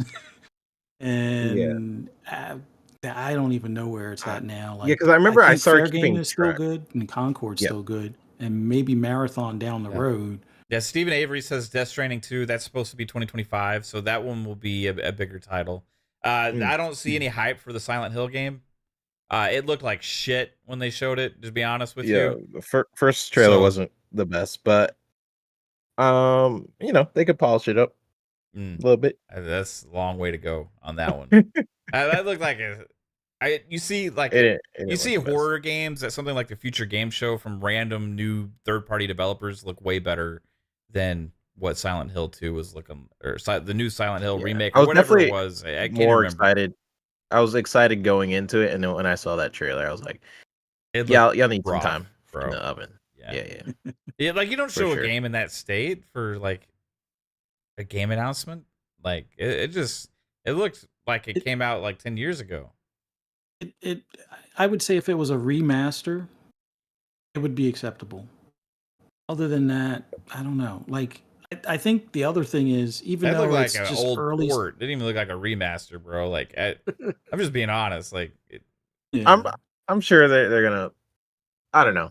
Bloober is working on it. Poison Maniac asked, wasn't that Bloober team devs? Yeah, this is the game yeah, that they're working on. They're Bloober also can working do on good some other. graphics, you know? Yeah, yeah, Just, medium. Well, they can do the good graphics, but their faces sometimes. I don't know about their face. yeah. Like it's like okay, and their hair is usually okay, but their environments are usually where it's at. The like if you guys played like Layers of Fear, I think they just remaster or redo Layers of Fear. yeah. Well, that's their Did game, like a right? Yeah. 4K remaster or something like. Yeah, like Um, Bloober's a talented it looks team, like man. it. I was just really surprised by that trailer, bro. Like, Yeah. I expected to be like, oh wow, this is really like coming at. Compare that to what we see with the Resident Evil games, even the remakes for Resident Evil games. Like, Yeah. there's a drastic difference there between the quality. Yeah. So yeah, I don't know, Yes. man. You Some could people saying in the chat that it was Konami that dealt with the trailer and Bloober was mad about it. well, they Yeah, pulled the I mean, trailer out of somewhere. I mean, it's like, what did they yeah. make it out of? They just didn't make it up out I of don't it. know. It's not a Either Konami way, like we're gonna develop our own little side project just for a trailer. No, that's the Bloober. That's the fucking game. yeah, The that's the Bloober's game like right now. you didn't make So our game look better, Konami. Like what? Like I don't understand. You know, I maybe yeah they cut a bad trailer, but shit. yeah, that game needs help. So in terms of like Sony's pipeline, I don't know. Like this year, for example, they are doing okay at filling the holes of what like the beginning part of the year they filled it with like what I think Mash actually made this point earlier. He was saying that like what does Xbox have right now, and then like what does PlayStation have right now, and he was kind of comparing the two. I read your chats, okay, I read everything. And right now PlayStation, what they've done, not a lot of first party content, but they've been filling it with like deals with people like Final Fantasy VII Rebirth. They had like Stellar Blade, stuff like that, right? But the later half, like starting from now, is really when Xbox is kind of picking up with Avowed and Hellblade 2 and stuff, and then it starts rippling like going forward. Like almost every year, I think they're gonna have.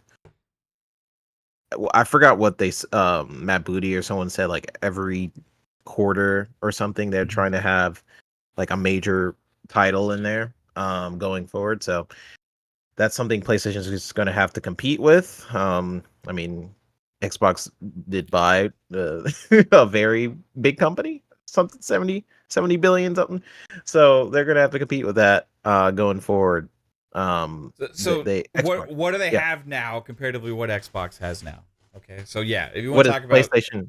right, Yeah, we could talk about that. for So the first half of this year, they had some third party deals and stuff like that, right? I agree, Yep. they did great. Hellblade 2 also was a first party game, yeah, developed by a studio they don't own, but I don't care. That's still first party, and they put it on PC, and it's a smash success despite their fuck ups of trying to screw over 177 countries worth of gamers, right? Besides that whole fuck up, Helldivers 2 is a absolute sensation. So they did great. They finally have a good ongoing live service game that's built primarily around the PC community, right?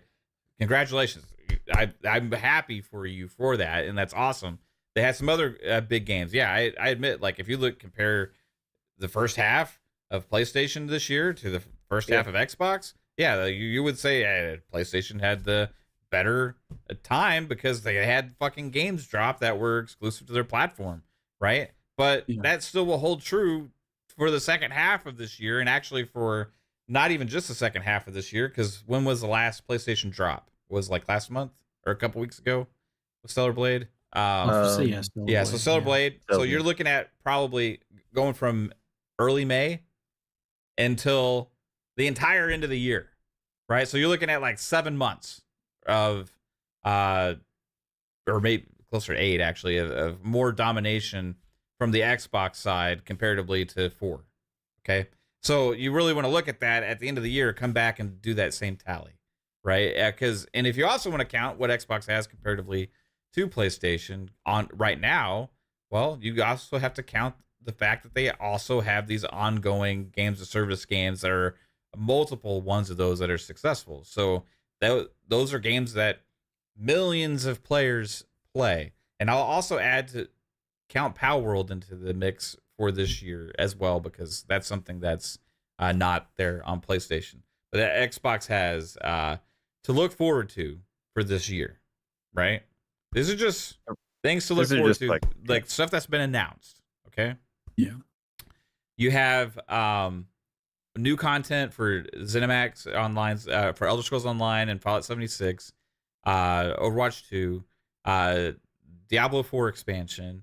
You have obviously new content again for Sea of Thieves, but that's multi-platform now, so I'm not going to necessarily say it's a huge win. Same with Fallout 76 and Elder Scrolls and Overwatch and Diablo. Like, those are for everybody, right? But you also have to look at games like Indiana Jones coming out, Avowed, Towerborn, Ara. All have been already announced for this year, right? And then you add Age of Mythology Retold to that. It's announced for this year. There's just a lot of content coming. Flight Sim 2024 announced for this year, right? Hellblade 2 is about to drop tonight. It's just ongoing, and then where does it stop after that? I don't know, but we're gonna find out at the showcase.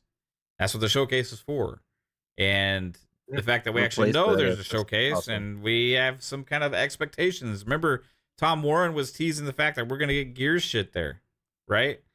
Maybe even Doom, potentially Doom. Yep.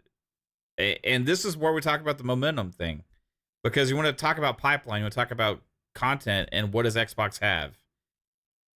Well, once this is the point of this conversation, because these things exist, right?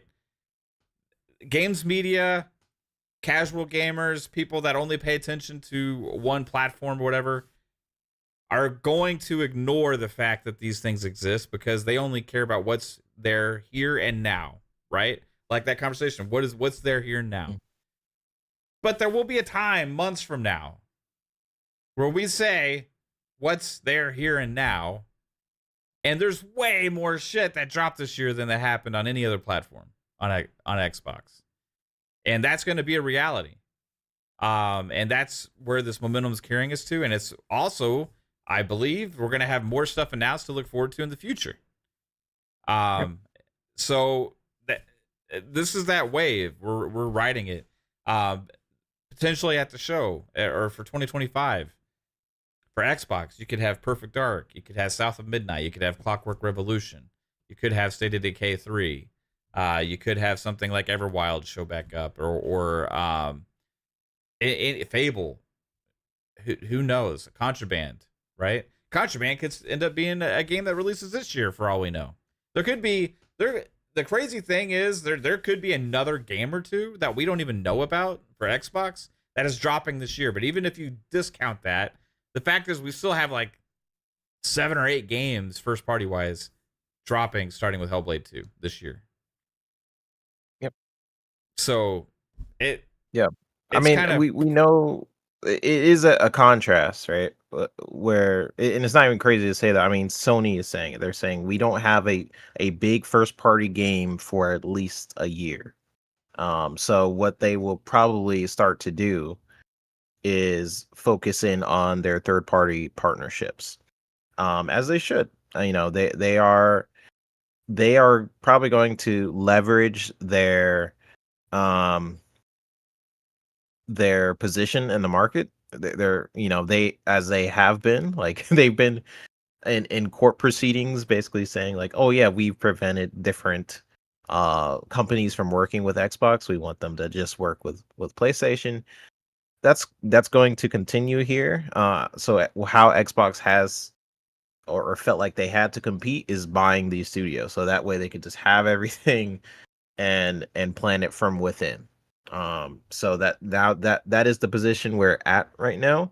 I mean, that's why we got statements from PlayStation saying, "Hey, we relied on Call of Duty to funnel in our finances to make our first party games."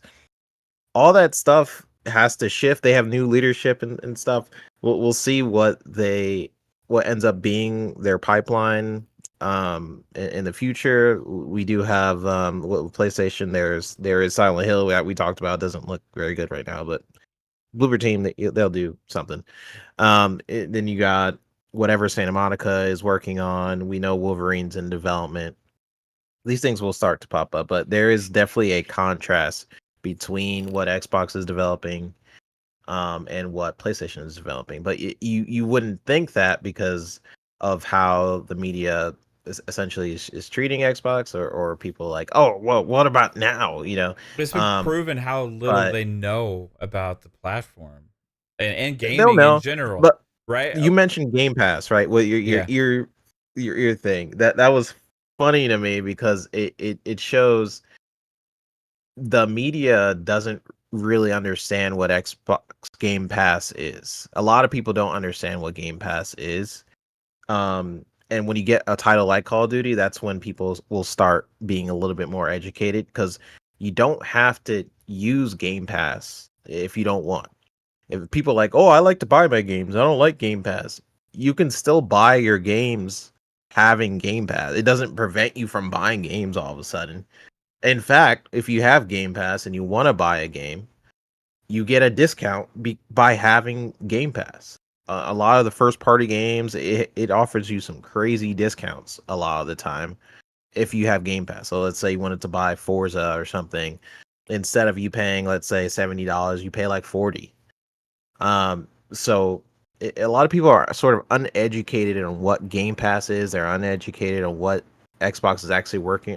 Either they just don't really follow Xbox, or they don't really know. I do get the sentiment like wait till the wait till E3 thing, right? That someone said earlier. That is a thing with the Xbox community. Understandable. However, I feel like with the stuff like what we're talking about with Hellblade 2, this was a deal they made years ago, buying Ninja Theory, and it took up to this point for this game to finally come out. And that is the case with a lot of their studios. They've been working. Games take a long time. It takes 4, 5, 6 years to develop a lot of games. So a lot of the purchases they've made 4 or 5 years ago, they're finally starting to come to fruition. And it just happens that they've set themselves up for success for this year and the years coming up, just because they bought those studios and there was a dry period for Xbox for sure. And we talked about that on these shows. We're like, wow, Xbox has like nothing this year. I think whatever year they released Pentiment, we've talked about like, y'all, you bought all these studios and you can only release Pentiment, you know. But going forward, like, they really did set themselves up for success. Like starting with Starfield, Redfall was a disaster. We don't even need to go there, but they have so many games coming. It's kind of overwhelming for us to even think about like what's going to be at the showcase and what's going to come out this year that we don't know about, what's going to come out next year that we don't even know about. And it's a huge contrast that a lot of people aren't really talking about, or really are educated on, that like, oh wow, Xbox is working on a Wu-Tang game. Like, whoa, I didn't know, but that's because we follow the news. We're following the studios. We know what the studios are working on, and it's just like, this is mind-boggling. But yeah, we'll see. The best thing too is just like all the variety of experiences you get, like, which I don't think they get enough credit for. And here's the issue that I think they face sometimes, because when you're a first-party studio, there's this like extra level of pressure and attention that's put on you, right? But Xbox is letting these developers make the kind of games that they want to make, right? And what the kind of games that they're known for. Plus, they also have these multiplayer games of service type games, which personally I love that about Xbox too, because they keep updating them and making them better. And games like Forza Horizon 5, people still play. It's still super popular, right? Halo Infinite, even with its trouble, people are still coming back and playing Halo Infinite because it gets better and better every month, it seems like, since its existence, right? Games like Forza Motorsport, even though it had not as big of a launch as I think they wanted, the game, like I was just playing it yesterday a little bit. It's like, oh my God, it's even so much better. These games keep improving. It just had the Starfield update that added a lot of new cool shit to it. Even these games that are more single player, they still are updating them and for free, right? Then you have all these other games like Fallout 76 or Elder Scrolls Online. They keep getting stuff to it. There's all these games getting massive support, right, for years and years that have huge player bases. Plus, they are still investing in all these new games and franchises. And a game like Age of Empires 4 that came out last year on console, right? It launched on console finally.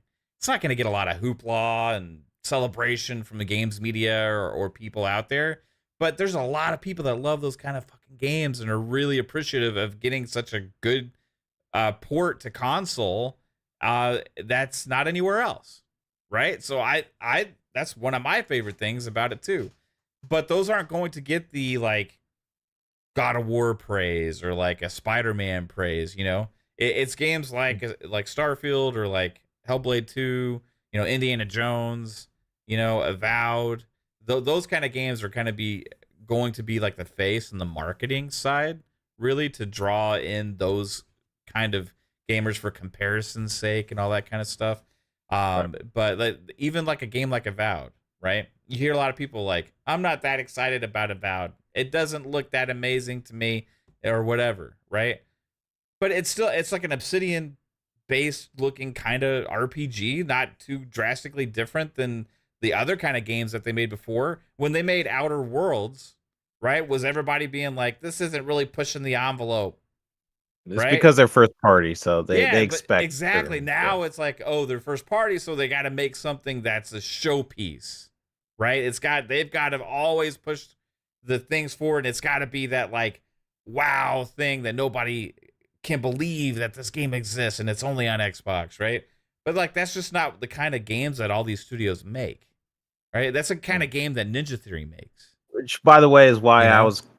why we criticize the Tango thing, because I'm like, you know, that's the type of games they would make. We'll see if that's still their vision, you know.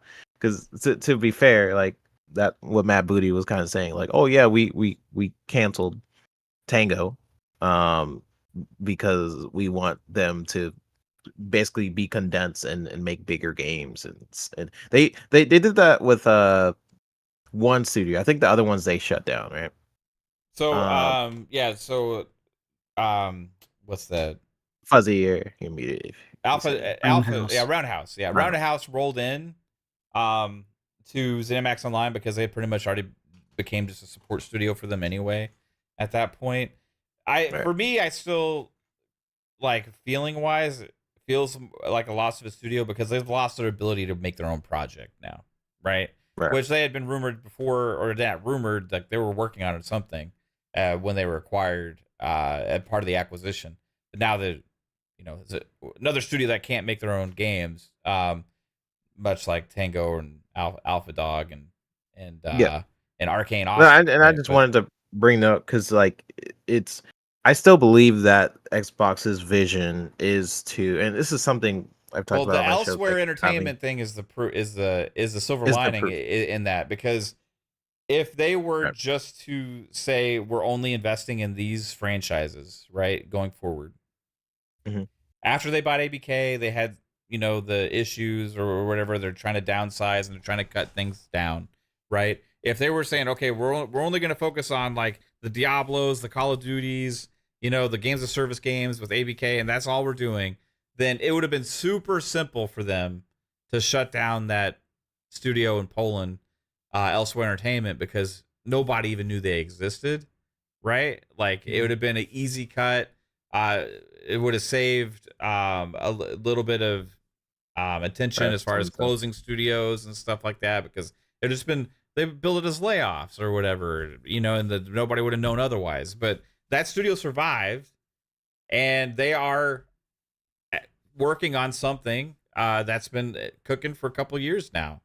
And now we're starting to hear a little bit more about it. So like stuff like that existing is proof. The fact or the rumors are going on that they've already greenlit Ninja Theory's next project as well, right? Yeah. So like Yeah. it comes down to originally what we thought when they did those moves is that the money men were putting extra pressure and they had to make some really difficult decisions about who they were going to let go. And it came down to simple math about who was going to be furthest away from delivering on their projects, who is going to be the furthest away from giving us the returns.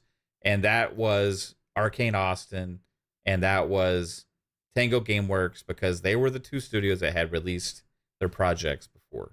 They're just more recently, right? And they saw that, okay, these are going to be 4 or 5 years later, maybe at most, before we actually ever see any returns again. So it was a cold-cutted thing that I think they did. Wasn't a huge fan of it. It flied in the face of the vision before, but now we see that I think that vision still exists, and this was just a part of the whole having to make this decision, and it kind of sucks, you know. It really does. I don't think they had to, as this wasn't a necessity. It was just more or less pressure from that side, from the Microsoft side, and ultimately, I think that doubling down on Call of Duty into Game Pass, right, again and again and again, right, day one. Finding out about this other studio, right? Having the showcase it is good around ripple the effect. corner. Yep. I think there's a lot to be excited about, and I feel just as strong today about the vision now than I did before, as I did before. So despite that, I think Xbox is going to be in a good place. People that thought they closed the studios because of issues, they were losing money, too much money, all these other kind of things. It's like, it's just not the reality. Then none of the math out there, none of the things actually check out with that stuff. It's just cold and calculated, man. Cold and calculated from above. It sucks sometimes, but we're gonna get a lot of exciting games, and there's gonna be so many fucking games, bro. Yep. So many. It's insane. It's insane. You know how many times I rewatched the Indiana Jones trailer? Like, I could pretty much like almost quote the whole thing. It's certain games I'm just really hyped for, and it's coming out this year. And last year we talked about how that was the best year in gaming. For me, I still believe that's the case. Like 2023, that was an insane year. I probably the best in gaming history for me. Just the amount of games that has come out. I'm still playing a lot of these games from 2023, and I still haven't beat a lot of the games from 2023. So people are like, "What are you going to play this year? Xbox hasn't released anything." Well, I'm still going through my backlog because it was too many friggin' amazing games that came out last year. I'll probably be playing Starfield for so long, for many years from now, just because I'm not rushing the story. I like to kind of just go through different planets and kind of role play and just be like, I'm a pirate and you know, love that stuff. So I'm also a game hopper, so that doesn't help at all. So a lot of good games coming out this year for sure. I want to read this real quick from. Did y'all see this letter from Ninja Theory? Did you see it, Fuzz? Yeah. Yeah, people were trying shutting down. And people were trying to make this into like they're saying goodbye or whatever. Yeah. Are they closing? Yeah. They're closing. Man, I talk about the insecurity, bro. Like, it's out there like crazy. Like, no matter what they do, sometimes it just always turns into something. But they just put out a simple like letter to the fans and stuff, because hey, it's the day before their big game launches and they're excited. So I want to read what they had to say. Senua Saga, Hellblade 2. Hi, everyone. As we sit on the eve of the release of Senua's Saga, Hellblade 2, I wanted to thank you, our fans, on behalf of everyone here at Ninja Theory. We see you and we hear you when you give us such love and support, when you tell us how much Senua means to you, when you tell us how much you are looking forward to the game, and how much faith you have in us to continue Senua's story in a way that does justice to the connection so many of you had to her and to Hellblade. From the very beginning of Senua's Saga Hellblade 2, we have had you in mind, and I truly hope that when you play the second chapter of Senua's story, you will find that familiar connection once again, and that also so many more people will find their way to Senua and her world too. Making video games is difficult, much like Senua. We as a team have been guided by a conviction to achieve our quest, to make a game that sinks you deep into Senua's world and to take you on a journey that leaves you thinking and feeling. I believe we have achieved our quest, and I hope you'll agree. I'm very proud of the game, very proud of our team, and very proud of you, our fans, who have supported us on this magical journey. Thank you, Dom Matthews, studio head. Now, people took that and they're just like, so is it canceled? Are you guys leaving? I look at it actually as confidence. Mm-hmm. Yeah. You know, like that for me, that shows like, butts off, man. You know, they pretty much just said, this is the game that we wanted to make. And it took a long time and it was a difficult journey, but we got here and we hope you like it. That's pretty much what the letter says to me. And that's how I take it. And I respect that. Like, Fuzzy, did you have any thoughts about what they said? As far as what they said, I think it's just basically like a thank you to the fans. Yeah. More so than anything. For being patient. Some people, yeah. Some people were looking at it as, oh, are they being closed down? No. Some others had, I guess, a different interesting take. Like, is this the last chapter in Senua's journey? I take it as actually as like, this is a chapter. Like, them even just calling it that alludes to the fact that there will be more chapters in Senua's story. I hope so. Yeah, and goes back to, and I wish I knew who said this originally and to give them the credit, but there was somebody that made mention before when they talked about Project Mara that maybe Hellblade 1 and 2 are all in Mara's mind. And maybe, Project Mara is like a modern day woman, going to her psychologist or something and imagining that she's this warrior from that time period or something along those lines. So I would have to believe that we'll probably see more Hellblades, just not the next game. It sounds like the next game is going to be something different. And it sounds like it's not going to be Project Mara necessarily, or at least the new project that they're working on is not Project Mara. But yeah, it's just, I took it as a thank you to the fans. Like, yeah, thanks for being patient. Looking forward to the game. The fact that they look at like responses to their posts and stuff like that on Twitter and whatnot, I'm pretty sure they're starting to feel like a proud papa or proud mama kind of thing. Yeah. When this game releases, in the next few hours, and hopefully the critics out there, if they're honest takes without bias or taxes or anything involved when they review it and go from there. But yeah, I think they feel that they know they have something special and they can't wait for us to kind of discover it ourselves, kind of thing. Yeah, that's what I get from it. But I don't foresee them closing. Although, I mean, if you have a narrow focus on, oh well, they closed Tango and they had a hit.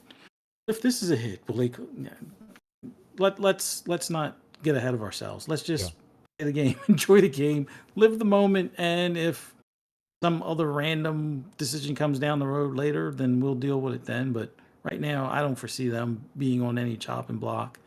And I just see them as, thanking us for, getting ready to play their game. That's it. Lil V772 says the guy in the black hat looks like Lakeith Stanfield. It is Lakeith Stanfield. We're lucky enough to have him. And he won't tell us when Get Out 2 is coming out. Nah. I keep asking. Keeping down the wraps. Yeah, that's good. Yeah. Thanks for being a part of our little show with Lakeith. It's awesome. Yeah, I love Xbox, love gaming. Let's go. Hellblade. You get somebody. You also get Kid Cudi a lot. Kid Cudi. I get Kid Cudi more than actually lately. I've been getting more Lakeith. Yeah. But for a I while, think it it's was because of the facial hair. yeah. I guess it depends how I cut it. Yeah. I could get more Kid Cudi How vibes you if cutty this it? grows. How do I cutty it? Yeah. Yeah, if I grow out my beard more, maybe it's more Kid Cudi, but now it's like more Lakeith. So Yeah. Well, yeah. And Poison said, "Give us Fable info." I already told you guys. Like there will be grass. There's gonna be a sky yeah. and Fable. It's confirmed. I'm confirming it right here, exclusive. All right, what else do you guys want? What You year? guys want to know what the gameplay? I Oh, want to know what year is coming out. That's what I want to Yeah, know. release year at least. it's gonna come out in a year. In a year. In a That's in an A year. It could be 2025, 2026. Yeah, it could in Not one not of the not a one of year, those. but in a year. In a year. Yeah. Okay. One of the years. So That's so sly, bro. Takes notes. 2025. Grass and sky. Got it. Yeah. Yes. My prediction for Fable was 2025. Same. Oh, was it? Yeah. Hmm. I think That's it. I think 2025 is the year of Perfect Dark and Fable. Yeah. Perfect Dark. How long has Perfect Dark been in development for? I feel like it's been a while, right? Like Since around But like Since 19 or 20? 1975, around then. No, like No? 2019. the new one. Oh, okay. Yeah, Since new- 2019 or so. Well, ever since Yeah. they like started the initiative, right? Like they chose to work on Perfect Dark. Drew Murray was there. They got it all Yeah. get going and good and stuff, and he was all excited about it, tweeting about it all the time. Then he left. Went back to Insomniac. Some turnover at the initiative, right? But a small Yeah. team there to begin with, because I think their vision for that studio is always to work with partners. Daryl Gallagher then brings in Crystal Dynamics to help with the game, and it's been a few years since then. Now, so last year I feel like at that game. last year after the showcase, they mentioned Perfect Dark specifically, and alluded to the fact that it won't be that long before we see it. I think we're going to see Perfect Dark this year. I don't know if we'll see Fable again, just because we saw Fable at the last showcase, and there's so many games that they need to show that they're probably picky and choosy with what they show when. And Fable could be like, even if it is 2025, a second half game, right? But I think 2024 we're pretty much set, right? There could be one surprise or maybe two, but for 2025 is going to be the biggest question for the showcase, I think. What do we find out about that's for next year? And I think it's going to be Perfect Dark and Fable. You think Contraband? Yeah. Contraband is either going to be one of the surprises for the end of this year, or it's going to be early next year game, I think. And I think it's like multiplayer focused and stuff. So it's going to be interesting game when it comes out to see like how people perceive it and the reaction and how much people have fun with it and stuff. But you could rack your brain around all these games. Like, when is South of Midnight going to happen? Is that next year? I think that's a 2025 game. Game Shark mentioned State of Decay. Yeah. I mean, that might. Clockwork Revolution. I think that could be a 2025 game. Yeah. I think State of Decay, we see it at the showcase, but I don't think we get to play it until closer to 26. Yeah. I just think it's a little bit further away, but I think it'll be well worth the wait from what I'm hearing. So, Mask asks, are we sure Perfect Dark is still happening? Everything we hear, yes. Perfect Dark is still a go. There was some old room talk that Grubb had brought back up about Perfect Dark development issues that was really like kind of 2-year-old news, and then Nate the Hate came out and be like, everything that he's heard is it's in a good place now. Since then, Grubb even said that he's heard from numerous people say it's in a good place, and that they think it might be there at the showcase at this year as well. Really weird. So I remember when I was working on Fable, there was rumors that were like Fable production is in hell right now, and I'm just yeah, like, what? Like right now? yeah, Like yeah. as I'm working on it, That this came from is Reddit, bad. right? That came from Reddit It's or something, that there was like that they were switching engines or something like that because like there was so much in turmoil. trouble, and Yeah. yeah, and Oh yeah, I could. remember that dev that said Starfield was they had to scrap it and restart because the space combat was in terrible state and stuff, and it's like, Yeah. uh, It's like that rumor definitely wasn't true. Like they didn't scrap the ship combat, I don't think, right? Like I remember that being a rumor for Starfield. Yeah. Um Every Xbox game is in development hell, according to rumors and reports, right? where were these people for factions? oh yeah, I was excited by the fact. I don't like yes, I'm an Xbox person, whatever. The one game I was like, I will be there day one was for factions. The one game I was like really like excited for. And then they showed concept art and then they canceled it. How dare I you? think we should have known something by the time they were just showing concept art. It's like, isn't that something that you do in storyboard or before storyboard kind of thing? You do concept art very early on. That's like you do the concept art. How it usually is to give you inspiration for when you're coming out of the gray box stage. So when you're actually developing the levels, you're like, oh, let me take this part from the concept art. Like maybe we'll change this so it actually is good for gameplay. And then once you get out of that, then you start getting out of that gray box stage and polishing it and stuff. They were showing me something they're showing concept art. That's like supposed to be very early. I mean, it could just be like Man, I gave them so inspiration. much shit when we are doing the co-stream and they came out there and just showed the concept art. And like a lot Yeah. of the PlayStation community, all these people were like, "Oh, it's awesome. Look at this amazing thing." And I was sitting there thinking, this multiplayer mode was supposed to launch with the fucking game that Yeah. already came out like over a year ago. And we're sitting here like just getting concept art? Like what the hell's happening? And then they go and explain, "Oh, we're making it bigger and better." I'm like, "Oh, this is going to be a fucking shit show." Right? Yeah, this is just what everybody's waiting for, is this But huge Starfield's in trouble. standalone factions experience. God. Whenever all anybody wanted them was to fucking put the same multiplayer mode but better in the new Last of Us game, right? But no, they had to go dick around behind the scenes, waste resources, waste development time. And it was like almost done. That's what pissed me off. Like apparently, according to the other developers, it was like, yeah, it was like pretty much done. Like they could have just well, they had maybe 2 concept arts finished at this point. Is that the level that no. they achieved? They had levels, they had the gameplay, they had this stuff set up. I don't Oh, know. you mean before I they don't know why. transformed it into this other thing, supposedly? I don't freaking know. Yeah, Like, it's who knows at this point? Because Sony canceled it. I'll never get to see my factions. They basically were like, "Oh yeah, we're gonna have it online," and then not only did they can't this make me mad. Not only did they cancel faction, something I was like looking forward to for Last of Us 2. It's supposed to come with Last of Us 2. They delayed it. Say what you want. It's supposed to be there with Last of Us 2. Then when they remake Last of Us 1, they take out the multiplayer.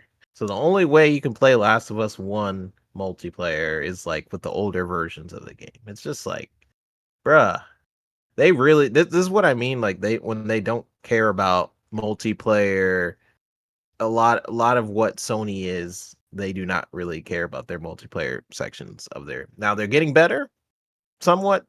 Not really, because Helldivers 2 was still a disaster in terms of like how they are starting up that service. But it's a start. It's a start. So I can't fault them for that. That they're at least trying to do more well, live so service apparently, like multiplayer. in the chat was telling me that there's reports that they had seen too early when we were talking about it, about those other games getting pushed to 2025, the ones that were supposed to be potentially this year, like Concord. So, Oh, yeah. yeah. So if that's a reality, then literally, like, what do they will they have anything for the second half at all? And if they don't, Uh, you know what? They had a good first half with third party content and Helldivers 2 added into the mix. But I don't know, man. Again, I think this momentum is going to cause a mind shift. It's going to cause media to start thinking about things differently. You're going to start seeing different kinds of articles written. And just the people that think it's impossible, it happened earlier this generation. At the start of the generation, there was a flip and sensation starting to happen within the media and all this kind of stuff with the attention they were paying to Xbox and with Game Pass and a lot of celebrating a lot of the things they were doing. And then Xbox had 2022. And it killed all the momentum, right? Then they had a okay 2023, right? They came out, they had the rough start with Redfall. They delivered some good games in the second half and stuff. Some that I think were unfairly criticized and had huge like Xbox tax all over it, right? Like Starfield. But like here we are. Another 5 months later, lack of content, right? But knowing we none of us were shaky. We knew that this second half was going to be fucking loaded because they already announced all these games. And people have such short-sighted memories about these things. And again, Q-tips, people. For everybody that doesn't remember when they announced these games or when they're coming out, I got Q-tips for you because these games fucking exist. They always have. And we're about to see them all start releasing here. Tonight, we get Hellblade 2. Later this year, we get Avowed. We get Indiana Jones. We get Flight Sim, Towerborn, Aura, Age of Mythology Retold. I mean, it's all in the second half of just this year. And I know I probably missed something off the top of my head.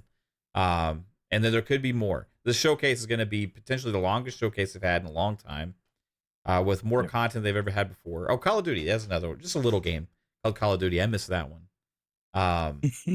Yeah. And expansions for online games. All these other kind of things are doing. I wasn't gonna buy Call of Duty, so I'm glad it like I believe it's coming to Game Pass this year, right? Or is it next? Yeah. Here's a Q-tip, 3-bit son of a bitch. Oh yeah, thanks. Thank you. Yes. that's what all the reports say. Sarah Bond told us this a couple times. And Wall Street Journal, and then Tom Warner. And Phil Spencer. And like, today, I don't know how many. GameIndustry.biz. Yeah. So, all the. Yeah, Christopher Drang was late to the party. He was like, hell, I might as well go ahead and do my report now. Get people talking again. But because Washington, they did it, so now it's confirmed. So we just got to clarify that. So it doesn't matter what Phil says, Sarah Bond. They don't know what's going on at Xbox. It's the Washington. I just wanted to clear that. Wall Street, clarify. not Washington. Wall Street. Sorry, yeah, sorry. The president did not. The president was involved with the. Yeah, that didn't happen. No. Yeah. Everybody, we have one more segment here on this podcast that we do every single week, where we look ahead at the games releasing for the week, and it's called.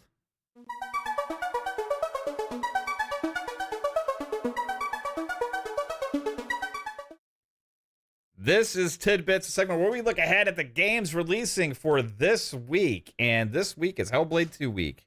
Tonight is Hellblade 2 night. Staying up. Who's with me? Hellblade. Let's take a look at some trailers. All right, this first one is, I believe, Song of Conquest. Yep. What is Songs? Is this RTS? Wait, I gotta leave and come back because it won't play for me. One sec. It's like a strategy. It's playing for you, right, Matt? Yeah. Yeah, we do need a Tidbits emoji. Turn-based tactics. Yeah. This is priced at $27.99. It's on sale on Steam right now for PC. Oh, okay. Nice. I like the looks of this game, actually.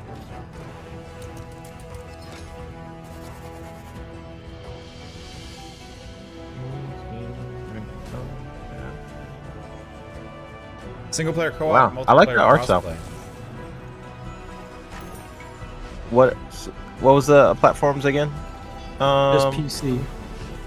Okay. PC for $27.99. It's on I think it has 20% off. It normally would go for $34.99.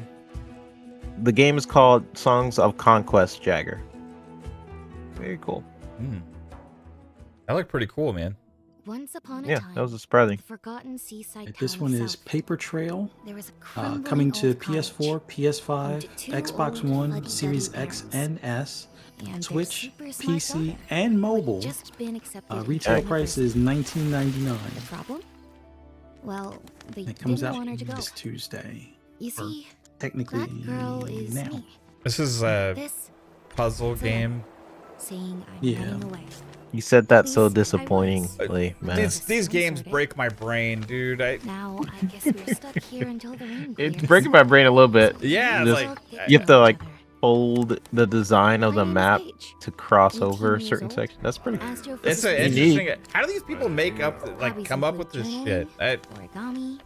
Oh, and I don't know. I'm gonna Remember? take a wild guess and say they must have grew up during the time of Mad Magazine with Spy versus Spy. Oh, I and used to stuff like love doing that stuff, dude. Yes, that is a good call out. Heck yeah. It reminds me of that one game where you could take a picture of the environment and then you could jump inside of the picture. Yeah. It's like a puzzle thing. That's what it was. Or if you do like a dollar bill where you take it and you fold it up to make it look, you know, like the different with the face and stuff. Yeah, I used to do that shit all the time. Nice. Paper Trail. All right. That's on Netflix? What the heck? No, yeah. Yeah. Actually, I think this was on Netflix first for like a year. Here we It's just now go. coming to the other Let's platforms. go. Is this the launch trailer? This dropped? Yes. Nice. Yeah, you may have to mute the music. Ah, fuck it. I'll take the copyright hit. That's okay. I'll sing for you guys.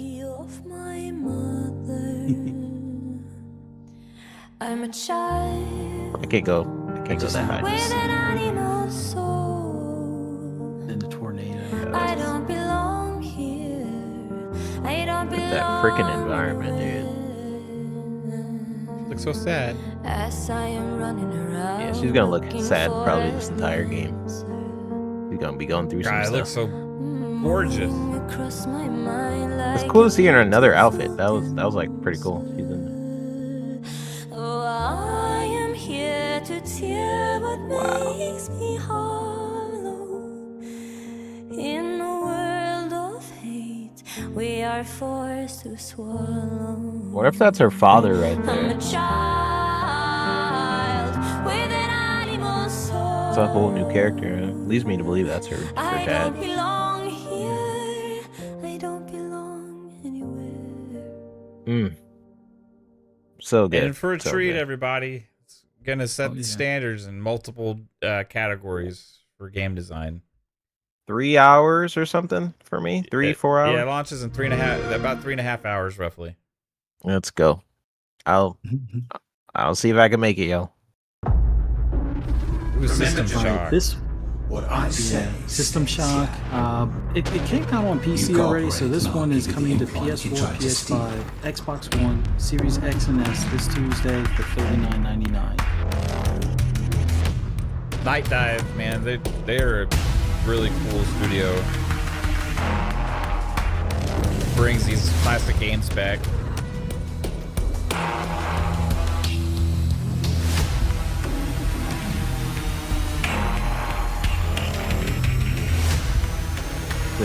This game has been in development for like a million years. To my death machine.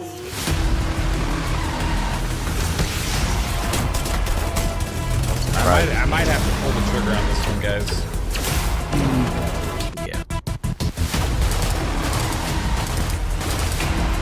Yeah, I forgot about this. Just like the fact that it's on from the console. Yeah. Not bad. I System may have other work Shock. for you once this is over. So, the developers of System Shock, didn't they do? They did something really cool. I don't have to look. I'll look them up. X Defiant is finally coming out. Yeah. This one's X Defiant coming to PS5, Series X and S, PC this Tuesday. It's free to play. Do y'all think it's gonna have some success? I hope for the sake of Ubisoft it does, but I don't think it will. But they'll stick with it, and Yeah. it might have a comeback. They've drastically changed this game from the very first like insider playtest they had. It's gone through multiple revisions and changes since then, and I will say, like, it drastically improved each time they had a playtest. It is a solid shooter. It is a solid game. It's just, I think, hard to get an audience now, you know? But man, even this trailer looks like way improved over the last thing I played. Yeah. Steel says with Gundam dropping, no way I'm playing X Defiant. I'm just glad they got rid of the original ideas with the art style and stuff behind it. Yeah. It was cringy as fuck.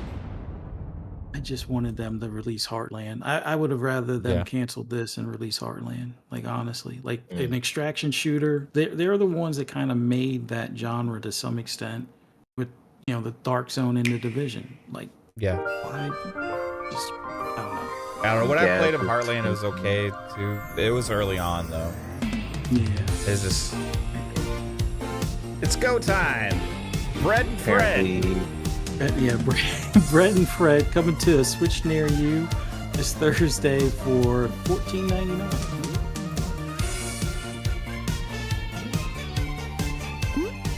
It's like a cool platformer where you got two characters.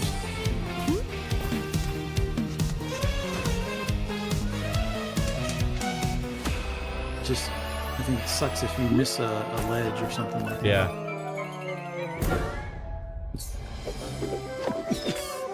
I mean, Gaz is hinting at complaints with Hellblade. Ooh, surprise. Okay, I'll hold my comments. Brett and Fred. Ooh, this is kind of like Ice Climbers.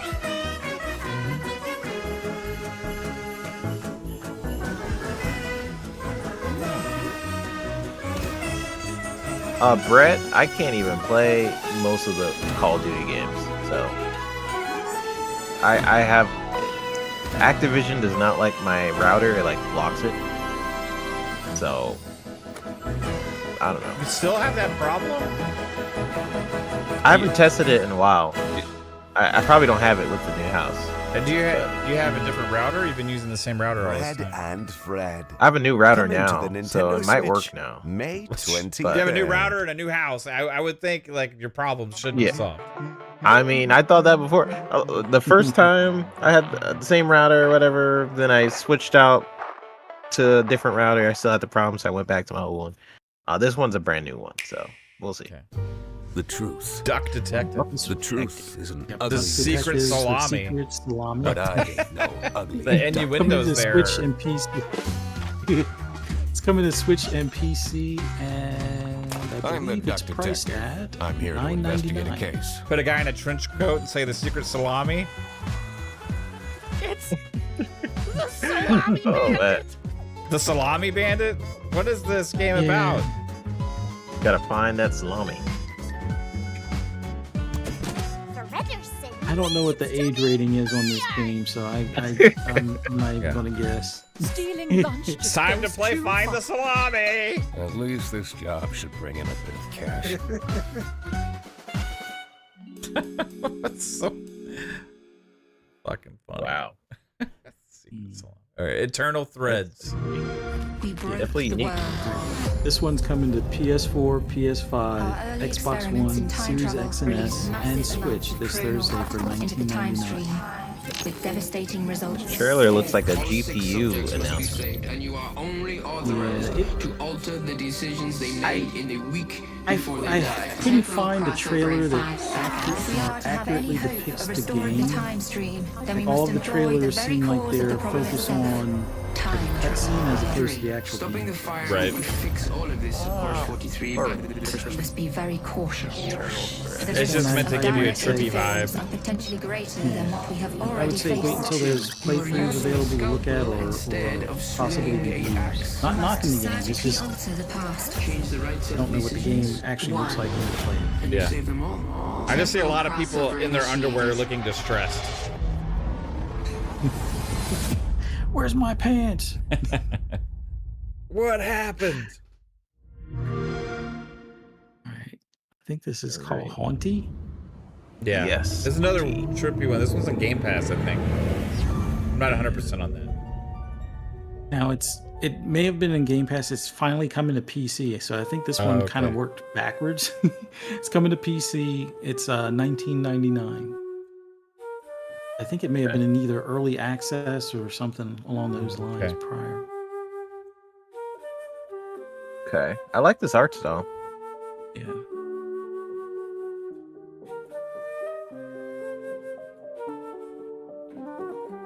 And what was this on? Sorry. Just PC for right now. It's PC. Okay. Although, let me double check. Have a good one, Brett.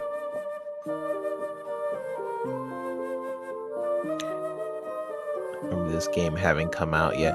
All the games that we're showing comes out this week, right? So yeah, that's the so tidbits. some could be have already released on other platforms or stuff like that, right? Yeah.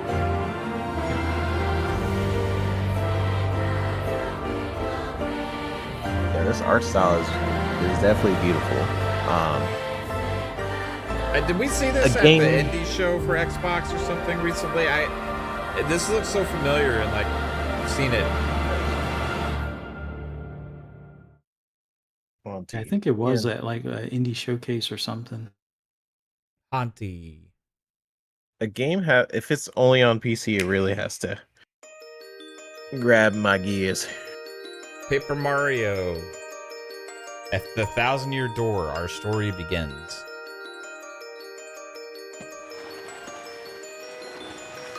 Paper Mario. Now, this is going to be $59.99. I don't think this shows gameplay in it, unfortunately. Oh, okay. It's like a story. Guessing it looks like Paper Mario. Yeah. I wonder what if the new Switch is supposed to come out soon. I wonder what their launch game is going to be. I'm gonna talk about it. It was pushed to like middle to late next year, so summertime, I think. So yeah, they probably want to get out some of their catalog, right? So some of that, like the smaller things, just out on the Switch, and then just save the rest for the Switch 2, maybe shift development, maybe. I guess. Yeah, I don't know. Hey, it's Nintendo. They'll put as many games out for the current Switch and then have you rebuy them for the Switch 2. Actually, yeah, that sounds right. Like back compat? What is that? We don't know what back compat is. This is most boringest trailer I think I've ever seen. Yeah, this is. The only other one was like a 5-minute one, but it Well, was thank like God more so for like not instruction stuff. making Like, us suffer through that. Thank you. Here's the if you news. played Paper Mario. Yeah, if you played Paper Mario before, you'll probably enjoy this one equally. What, this game costs more than Hellblade 2? Are you kidding? Yes. Yeah. $10 more, yeah. Oh, is that it? Oh God, that one. Oh, I thought you meant the Super Wii. development or something. No. It's like the price. Oh, I don't. Oh, that's still crazy. Them that this game- Nintendo games, man. Wow. You guys I'm know just which waiting game to for- get. I'm just saying. Hellblade. Definitely get Hellblade. Hellblade. Yeah. Guess what? I don't have to. I already have it because I have a subscription to Game Pass. Buy Game Pass now. Yeah. I am a welfare gamer. Yes. That's Yeah. what they call us here. Yeah. And I will. Or People never said that rent about- pass. And people never said that about Blockbuster renting and stuff, or Spotify. I guess you got to be a music fan, welfare music fan if you listen to Spotify or what have you. I only buy my music on vinyl. That's what people be sounding like. Yeah. If you're not cares how you buying do it? vinyls, you're not supporting the artist. Okay. No. Yeah. It's Taylor it's Swift needs to make more money. Mm-hmm. Mm-hmm. Yep. She's Vinyls are the way already to a go. billionaire. Why not help her become a double billionaire? I mean, just stop listening to music on YouTube also. Yeah, man. You know, we're just crippling the industry, guys. Crippling the music industry. Anyway, yeah, I'm looking forward to playing Hellblade 2. I would be looking forward to, I guess, streaming it tomorrow. Why not? You know, nice. We'll do it. Come here, hang out tomorrow for Xbox Kate Series. says leave Taylor out of this. Xbox Series X stream of Hellblade 2, and we'll see how good it is. Anyway, all right, let's get everybody out here. Appreciate the chat. You guys rock. 3-bit. Tell everybody where they can find you, sir. Everyone can find me on the Pixelated Echoes channel every Sunday here with Fuzzy, and sometimes Math jumps in quite a bit, so might make special appearances here and there. So go check that out. Other than that, I am here every Monday. I do try to make it Fridays, but it's crazy life. So I might occasionally appear on Xbox Ultimate on Fridays. If not, just go check it out. Great show. Other than that, I will be in Helheim these next few weeks. So I'll see you guys in Helheim, and I'll see you guys on the next show. That's basically it. So bye. See you in hell. 3-bit says. See you in hell. I'll see you in Iceland. Fuzzy. Tell everybody where they find you, sir. Appreciate you being here, man. No, it's always awesome being on here with you guys. Shout out to Psycho. Have a good launch day tomorrow. Although digital copies, sell those digital codes. Let people know that Hellblade is readily available for them and stuff. But always love being on here with you, Mav, and always love being on the show with you, 3-bit. For those that don't know, definitely join us on Sundays on Pixelated Echoes. Just do a search for Pixelated Echo YouTube, and it's always at around like 8:30 p.m. Eastern Standard Time on Sundays. Definitely check that out. Also, you can find me on other podcasts on Friday, Breakfast with Boom, 10 a.m. Eastern Standard Time on Double Barrel Gaming, and then later in that evening on Xbox Ultimate at 10 p.m. Eastern Standard Time right here on this same channel. Definitely check us out for that as well. And if you want to hear my rambles and rants on anything gaming related, just follow me on the app formerly known as Twitter. It's now officially X. Just follow Fuzzy_Belvedere, and you'll be able to find out all the other places I'm at as well. Thanks again. Right on, man. Appreciate you, Fuzz, and Psycho. Appreciate you if you're out there. You're probably asleep already, but chat. This was a fun show. I can already tell there's a lot of excitement about Hellblade 2 and just gaming in general right now. So, you know, looking forward to having lots more shows this year about all this awesome shit we're gonna get to play. And man, 3 weeks away from co-streams and stuff as well. We're gonna have there's summer games show, there's the Ubisoft Forward show, there's future games show, there's the Xbox showcase. All that stuff, we'll be bringing it to you here on our channel. Yeah, we try and cover as many as we possibly can. We get exhausted that week because we're literally live like all day. It's like we need a lot of coffee and food before. Yeah. But it's a blast. We have a lot of fun because if one thing you can know about us is like we're just super excited and passionate about games, and nothing I like more than a new game announcements or seeing new trailers for the games I'm excited about.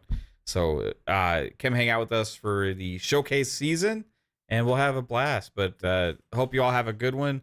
And shout out to Caitlin. Yeah, we'll have the shout out to my beautiful wife Caitlin. Thanks for everything you do, babe. We will have tomorrow the co-stream, or not the co-stream, the Hellblade 2 stream, and then Thursday come hang out for PM in the PM at 7 p.m. Eastern Time. And then Friday is Xbox Ultimate Podcast at 10 p.m. Eastern Time as well. Peace out, everyone. Have a good one. Bye, y'all. Later.